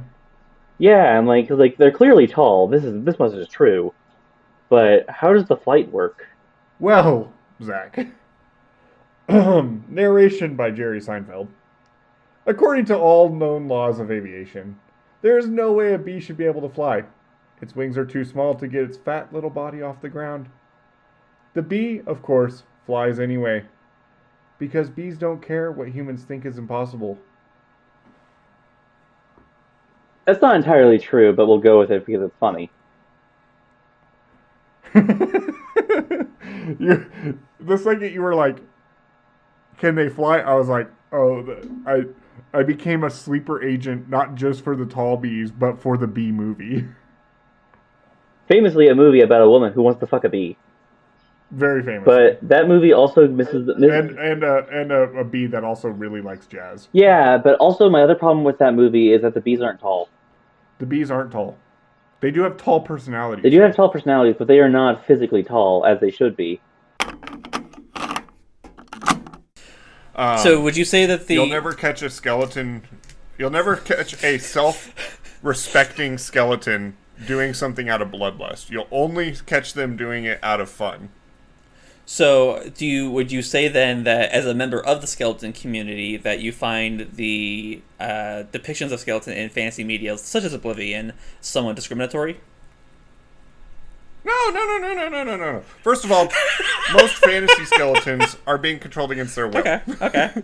There are usually necromancers afoot, and they are controlling the skeletons. Uh-huh. If there are animate skeletons doing things, and they're doing things maliciously, there's probably a comedic effect behind it. But they're being slashed down before their prank can come to fruition. Uh-huh. Really, if you kill a skeleton, you're being a buzzkill. Okay. I think I understand where you're coming from. Yeah. That, and we have a lot of things that would fight against that idea. Not to say that I necessarily am a proponent of straight communism. I don't think it's necessarily any more harmful than the capitalist hellscape we currently live in. But yeah, I'm more of a proponent of gay communism. I'm a fan than straight communism. I'm a fan of gay communism. You can clip that and post it wherever. I'm fine. I don't care anymore. Let them come. I am strapped and armed. Oh, they're coming all right. Yes, so am I.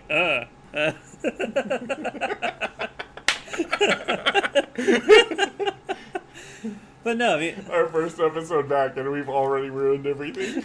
I don't care, man. It's been a weird couple of months. We don't have national parks. Oh, The man. national parks are going through the shitter. We have literally everything else going on right now. I can make a cum joke. That's fine. As a treat. This one's for the boys. But is it?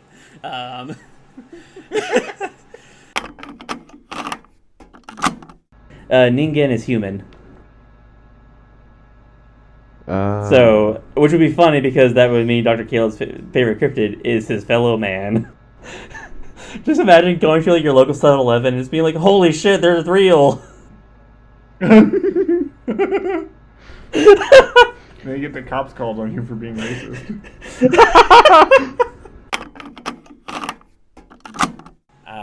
And that it has an environmental effect of just general corrosion and like maybe like a real-time filter for like a Silent Hill aesthetic, like if you're crossing over to the other. No, that's very true. Yeah. Like it's just add water and stir for Silent Hill. Yeah, seriously. It's like he enters and they can just like shoot the movie Wreck.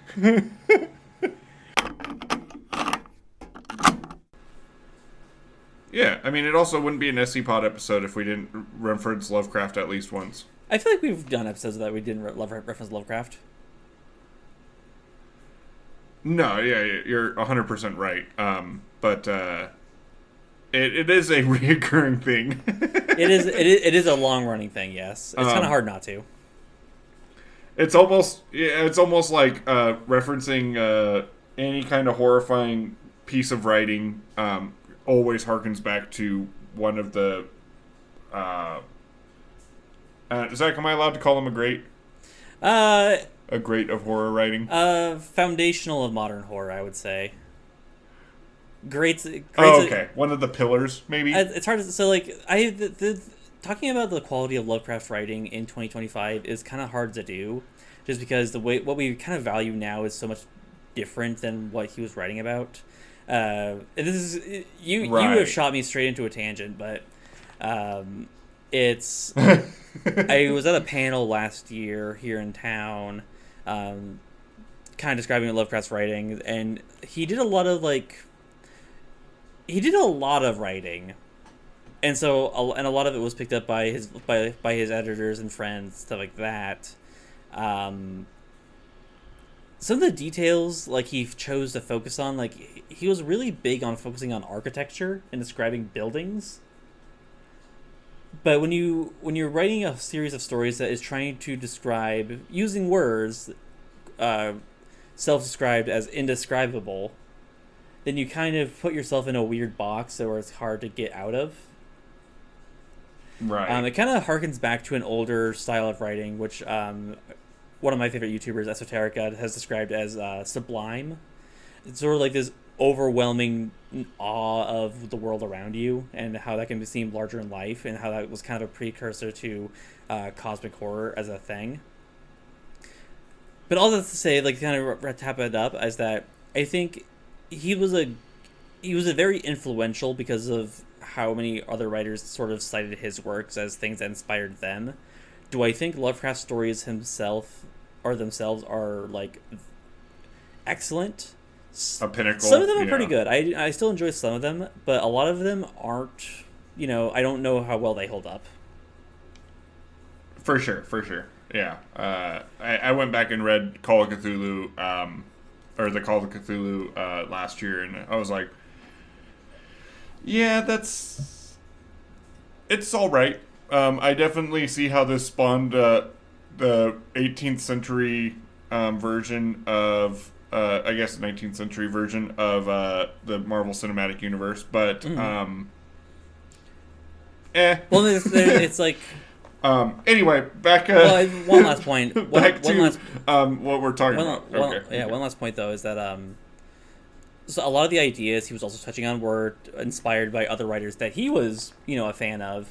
And so it's actually kind of worth talking about the sort of the influences that inspired Lovecraft. So like Lord Dunsany, Algernon Blackwood, which also inspired Lovecraft. And so this kind of he's not a starting point. He's just the a link in the chain of literary influences that created what we know as cosmic horror. Yeah, I would encourage anyone who is sort of interested in especially things like the Dunwich horror to go read Great God Pan or something like that.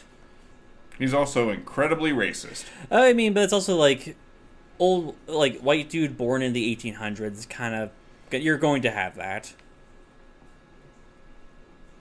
True. But he's incredibly racist. Yeah, if to get an idea of what we mean, Google what he named his cat.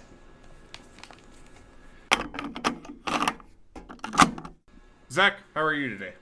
Not too bad. I am several levels higher due to power leveling to shut the jaws of oblivion. Yeah. That's a thing. That's a piece of SCPod lore. We're recording this. When did the Oblivion remake come out? About 2 weeks ago. 2 weeks ago, and Dr. Zach here has put in 1,000 hours since then, and I've put in 15. But Zach is Mehrunes Dagon's biggest op. Yeah, it's actually kind of interesting you frame it that way, and I'm a little upset you revealed how much playtime I've had in the last 2 weeks.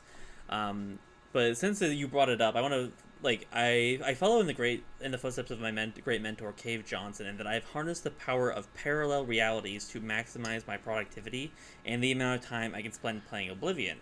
So I am no longer a single solitary Dr. Zach playing Oblivion, the remastered version.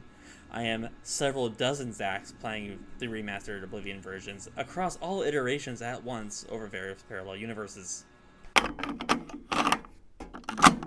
SCP-323-1 will make efforts to sustain itself, including limiting movement, rationing available food, and auto-cannibalism. They eat cars? They sure do. I don't know about y'all, but my favorite part of the car is the seats. Yeah, this is it's been a little bit. A little look behind the scenes. We recorded a few episodes, and then we got hit with we were right in the middle of testing the Gate Guardian, and it only destroyed our computers. Specifically, that's what we're gonna say. That's what we're gonna go with. And specifically, it deleted Audacity, and it made us so that we forgot Audacity existed. Exactly. And so there were several episodes where we quote unquote recorded, but we were just having a normal conversation, and so those are the lost episodes, which you'll never get to hear. Exactly. Unless you guys blow us up, I will make it a Patreon incentive. Nothing from the the peanut stand, the peanut gallery. Absolutely not.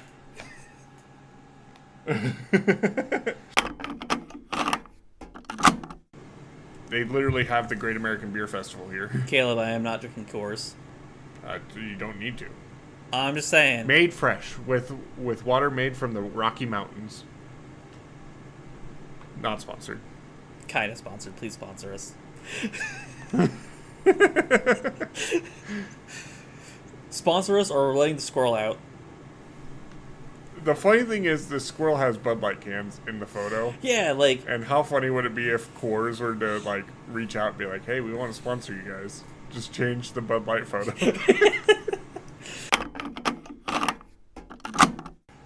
And you know what?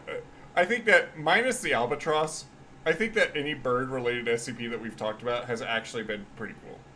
I'll say it. I hate birds. Well, this one's remarkably not bird-like. Minus the, I don't know. It has a beak.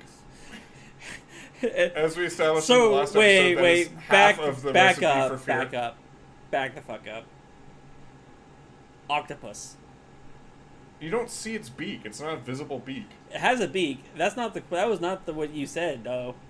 Okay, if I'm getting attacked by an octopus, it is suctioned onto my face, and I see the beak coming at me. Yes, I'll be afraid.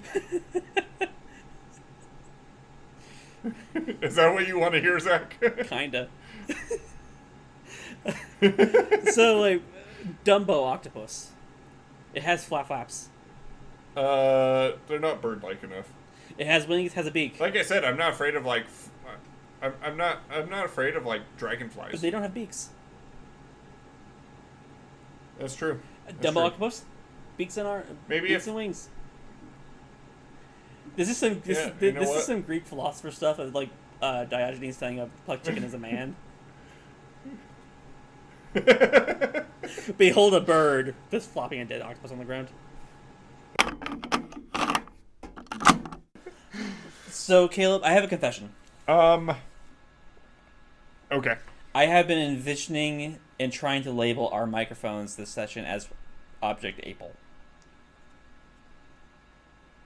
Okay. What was your intended goal there? Was it to get me stung? A little bit. But the real reason is that I wanted to start wearing a bee suit wherever I go, so that I can create a version of that GIF of Oprah summoning bees. Okay. I can't say I have seen this GIF. Oh, you have? Okay, one moment. If this is the case, does that mean that I get to be Nicolas Cage in The Wicker Man? Just look right there for a second. Yeah, that is Oprah Winfrey summoning bees. And I'll do you one better. There's a version. I know this is an audio-only media, but everyone else, if you just want to look up bees,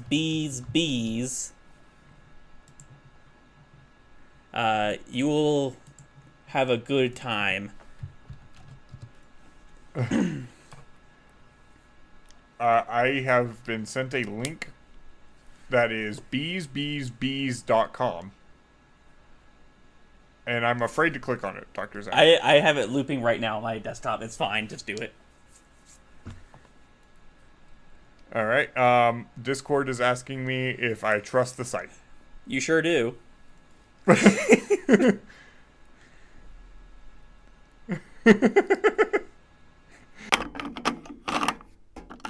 But also, we're idiots too. Yeah, but And, we're noble idiots. We have the best intentions, at least. I didn't say Or that. at least we have intentions. We have intentions that don't involve fucking over everybody else. Exactly. Just our bosses. We don't have bosses. We're freelance. Who signs your checks? Oh, I do. Anyway, Zach, what are we talking about today? SCP-111. Object Class Safe. Special Containment Procedures. All specimens of SCP-111 in captivity are housed within Site 19. In the redacted wing. Yeah, do we have a redacted wing?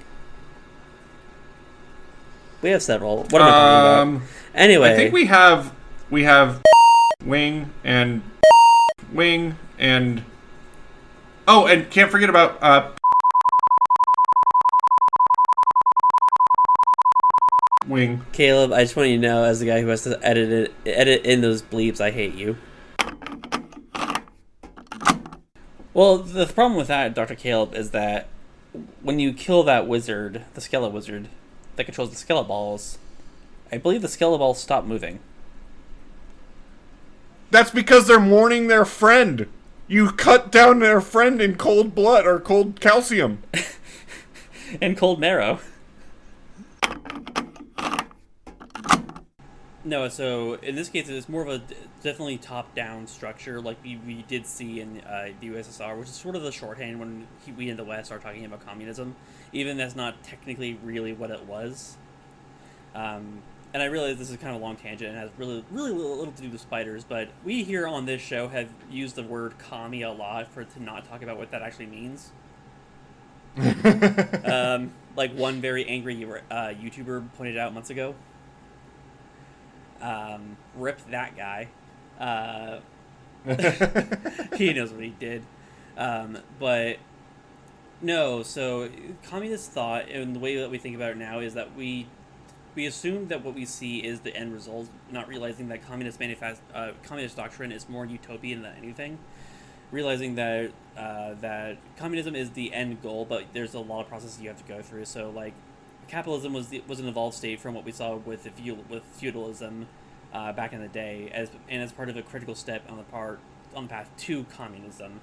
And what we saw in the USSR was very much like this weird interstitial period between capitalism as written and communism as defined. So it's really kind of worth pointing out that we haven't seen what a quote-unquote true communist government would look like, because I feel like the point of communism as a utopian idea wouldn't really have that, if that makes sense. All right, well, that was enlightening, to say the least. That poor squirrel. I think it's a chipmunk, right? Do I look like I fucking care? You cared enough to look up Sayurine. I did, but I didn't. I don't feel the need to give the poor bastard like an existential crisis. They don't even have thumbs.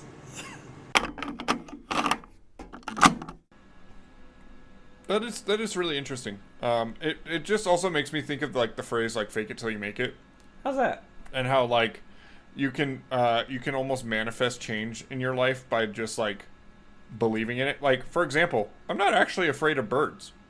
I've just acted afraid of birds for so long that I've developed the fear of birds.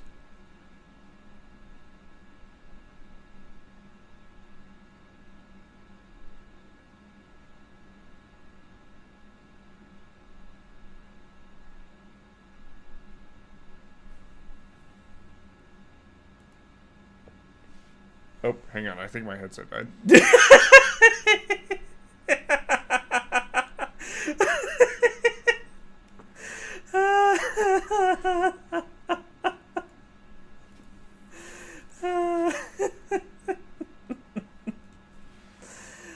I don't think that's true, Caleb. That's a thing, I guess. I'll remember this next Or time. not. I'll remember this next time it's your fucking birthday. I'm pretty sure we've established that it's always my birthday. Yeah, you better watch out. Do you remember? Not to tangent too early, but do you remember when we brought on our guest and they said happy birthday to me? Wait, what? Yeah, during the Wendigo Skull episode. That intern that we brought in, they said, "Oh, happy birthday, Dr. Caleb." Oh yeah, that was great. That was fun. Oh, I hate it here. Every day is a new hell. There's a statue built, and the city that has the statue built has come out and said to stop putting coins in the statue of Mothman's ass. And people are still putting coins and dollar bills in his ass. I have a really serious question. Does it take credit? Wait, can I take my credit card and go shing? Will the Mothman statue activate in attack mode if I do that? I don't think it'd be attack mode. I think the only way to get it into attack mode is to bring a lamp near it. What is the sun but the biggest lamp? As the skeleton enthusiast and resident expert, Dr. Caleb, how do you feel about exoskeletons? You know the popular trend right now about like AI and like people calling AIs like slurs and stuff like that. Yeah. You know? Yeah. That's kind of not without the slurs obviously, but like an exoskeleton is kind of like a wannabe skeleton. You're never going to really be a skeleton. But I mean it's the same thing with like you show me bones of like a squirrel. It doesn't do anything for me. That's a squirrel. Okay. It's the human skeleton that is the cool thing. So, Okay. like, yeah, exoskeletons are kind of cool. I think it's interesting. You know, I think it's very proud to show your skeleton to the world like that. Mm-hmm. They're out of the skeleton closet. But, yeah. So This closet. the problem, Dr. Caleb, is that I know you. Crabs. Yep. Explain. What about him? I know you're fond of crabs as an animal. So all right. So let me get this straight. Yeah. You pulled me into Dr. Filler's office. Yep. You said, "Hey, let's record a Halloween episode." Yep. I said, "Ooh, giddy goodness golly gee willikers, Batman." Uh-huh. And That's exactly what you said. and then you said, and then you passed me the paper. You showed me a picture of a skeleton wearing a hoodie. Yep. You got me really excited. Yep. And then the entire discussion for this SCP is an interrogation of me. Yep. Okay. So, crabs are great. Not because they are skeletons whatsoever. Uh-huh. You'll also know that my third favorite animal is a shark. Sharks have no bones whatsoever. Yep. So, that also makes no sense. My love for skeletons, my first favorite animal, is... it has absolutely nothing to do with crabs, and by proxy, has absolutely nothing to do with sharks. I like crabs because they're mean guys that want to fight. And then sharks are just like water puppies. And there's a lot of really cute things that sharks are part of. Yeah. Skeletons. I don't know what's so funny. Skeletons are your favorite animal. Did I stutter?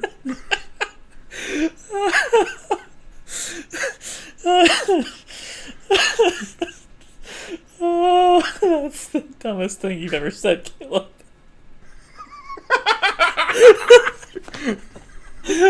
That's a really high bar. That's good. I am so glad you got that on mic. Bugs are cool. Bugs are cool. Bugs are cool, just not near me. I have a bunch of spiders in my apartment that I like to just let them be in my apartment. Caleb, I don't want to be that guy, but spiders aren't bugs.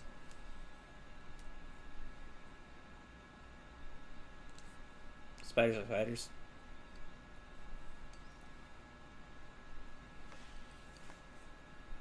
No, okay, okay, Zach. Here, I have a problem with you. Just the one? Caleb, I'm calling bullshit because of only implying there's only one. But please, tell me. Because I thought bugs is just like a colloquial term for anything insect adjacent. But... And so, like, a spider is a bug, but it's not an insect. Okay, I can get behind that. That's terrifying. Why is this labeled as a skeletal SCP? Because the tree's got bones in them. Humans have bones in them. I don't call them skeletal.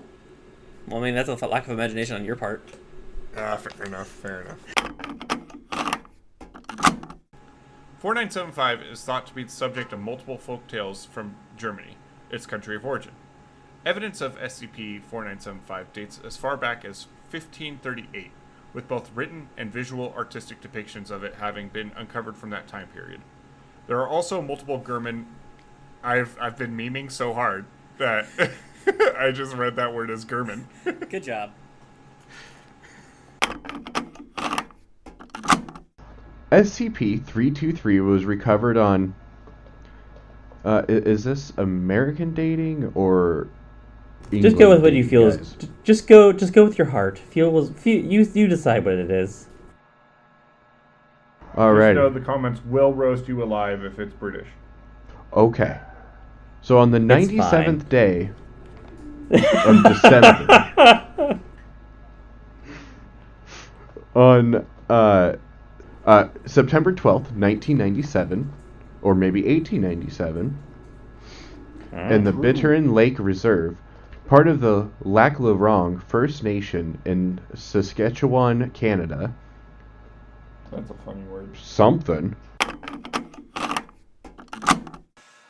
New from Dr. Wondertainment, Dragon Snails! The perfect pets for the fantasy-loving child.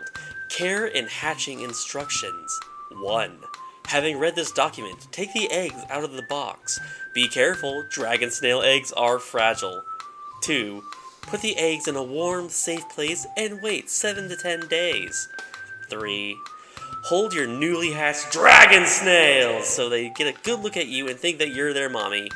4. Enjoy your new pet dragon snails. To feed your dragon snails, give your new little friends some raw veggies, lettuce, Brussels sprouts, beans, any sort of salad stuff you don't want. Remember to give them water, a small glass each day, once a day. For your enjoyment, dragon snails come in 6 types. Breed them for unique pets. Types. 1. Slimy bellies. Adorable and oozy little fellows with awesome fire engine red colored skin, little black horns and a belly, and speckled tan shell. Beautiful robin's egg blue eggs. 2. Ooze dregs. Inquisitive little creatures with a neat banana colored skin, curly horns and striped shells. Pale tan eggs like a chicken. 3. Goo wyverns. Dark blue-gray skin, flattened shells, and a bumpy horned head make goo wyverns look like tiny sea monsters. Eggs are a fantastic glossy green color. 4. Blob worms. Green and gold stripes, pointy shells, and a single horn. Not to mention fuzzy tails make blob worms wonderful pets. Eggs are tan with a silver hint. 5. Glow drakes. New from Dr. One Entertainment, these little fellows may look like blue-black slimy bellies until they light up. That's right, glow drakes glow in the dark. Eggs are a golden color with little red dots. 6. Gunk wyverns. Chubby and green-skinned and dome-shelled gunk wyverns make great pets. Eggs are transparent so you can see the little baby dragon snail inside. Parental notice. As Dr. One Entertainment dragon snails breathe fire, they have been known to cause house fires. For maximum playtime and safety, it is recommended that fire extinguishers are be kept handy. Despite this, Dr. One Entertainment is not legally, morally, or financially responsible for any injuries, death, or property damage resulting from the unsafe use of dragon snails or any other Dr. Entertainment product. By reading this document and committing dragon snail eggs, you agree to all said terms and forfeit your rights to lawsuits, organized boycotts, protests, honor duels, and more. Enjoy your purchase. What the fuck was all that? How did you do that? So which one would you want? No. That is the most expressive I've ever heard you. And then you just opened your mouth and started spitting a parental notice out of it. I don't even think your lips moved. Personally, I think I'd go with Gunk Wyvern. I think I'd have to go with Glow Drakes, honestly.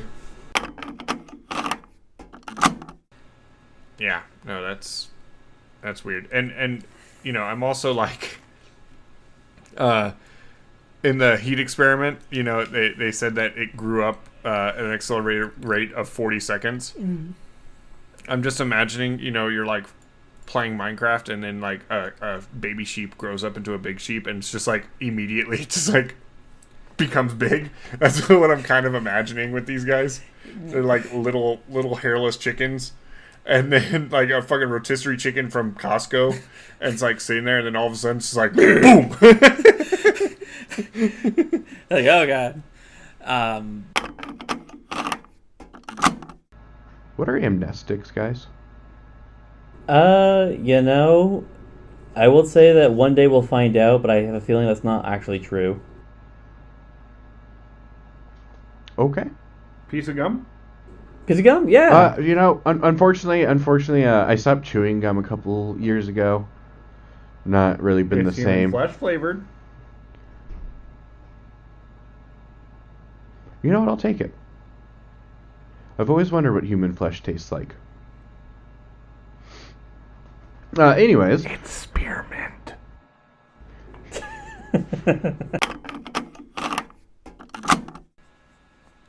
Anyway, yeah, I empathize with your plight about not wanting to be near bees, especially wasps. I can't fucking stand wasps.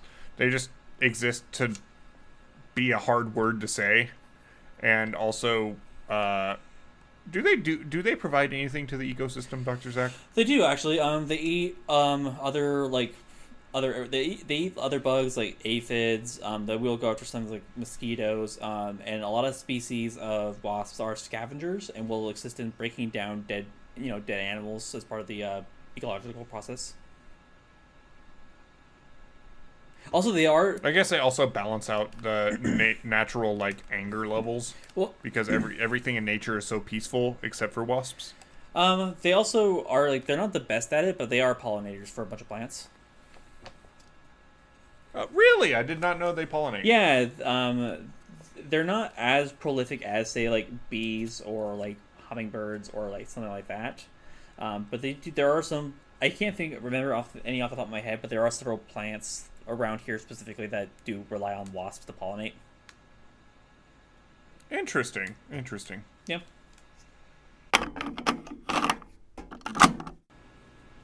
Well, okay, but like, think about what is it? The tarantula hawk, the fucking the wasp that like goes and just kills a tarantula, implants its babies in it, and then the babies like consume the corpse around it.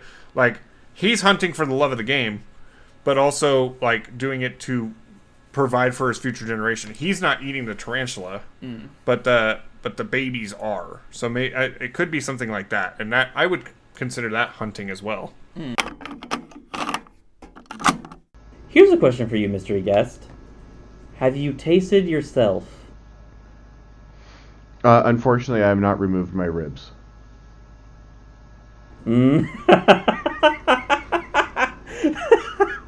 That's fair enough. I got that reference. I think isn't that what PETA is? No, PETA is just kind of depressing. Yep.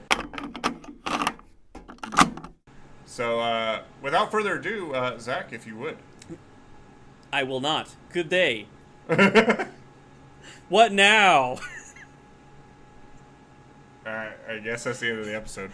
All right, Zach, where can they find you? Don't. So long. Special containment procedures. I think he crossed the finish line. That's fair. Unlike that certain town in New England, this guy did whatever he was set up to do. We just don't understand what he was trying to do. No. We're doing a horror-themed season, Zach. You can invoke the name of the place. It was Massachusetts. Ah! What's that? You cut out there. I didn't hear that.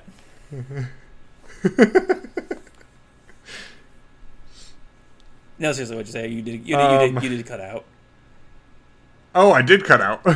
I said, Zach, we're doing a horror-themed season here. You can invoke the name of the place. It's called Massachusetts. Ah! You just cut out again there. I don't know what you're saying. You got Morbius. Not just that, but we're in the same fucking room! And you still fell for it.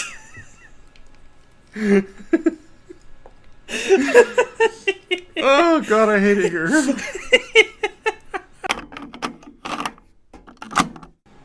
Yes. Buffalo wings. You know what? I'm really not a fan. I praise you for your consistency. it has nothing to do with birds whatsoever. I'm just not a fan of wings. Says you. I think as evidenced by this conversation, I think true. You do. Well, that was enlightening. Hey guys, just wanted to pop in real quick. Thank you for watching if you made it this far, or listening, or whatever you're doing right now. Yeah, we're just so grateful to have a great audience, and just the fact that we can put together a best of the year list. This was a lot of work, and we tried to sprinkle in some really funny moments, some moments where Zach and I seemed a little bit smarter than we usually do, and yeah. If Zach was here right now, I'd have him chime in with some words of wisdom or whatever going on. But I think the time loop finally got to him, or maybe it didn't, and we're in a time twist where he is not even a thing. Who knows? It's the SCP Foundation, man. Who knows what's going on? But yeah, until next time, do whatever Zach told you to do, and yeah, thanks guys. We'll see you next time.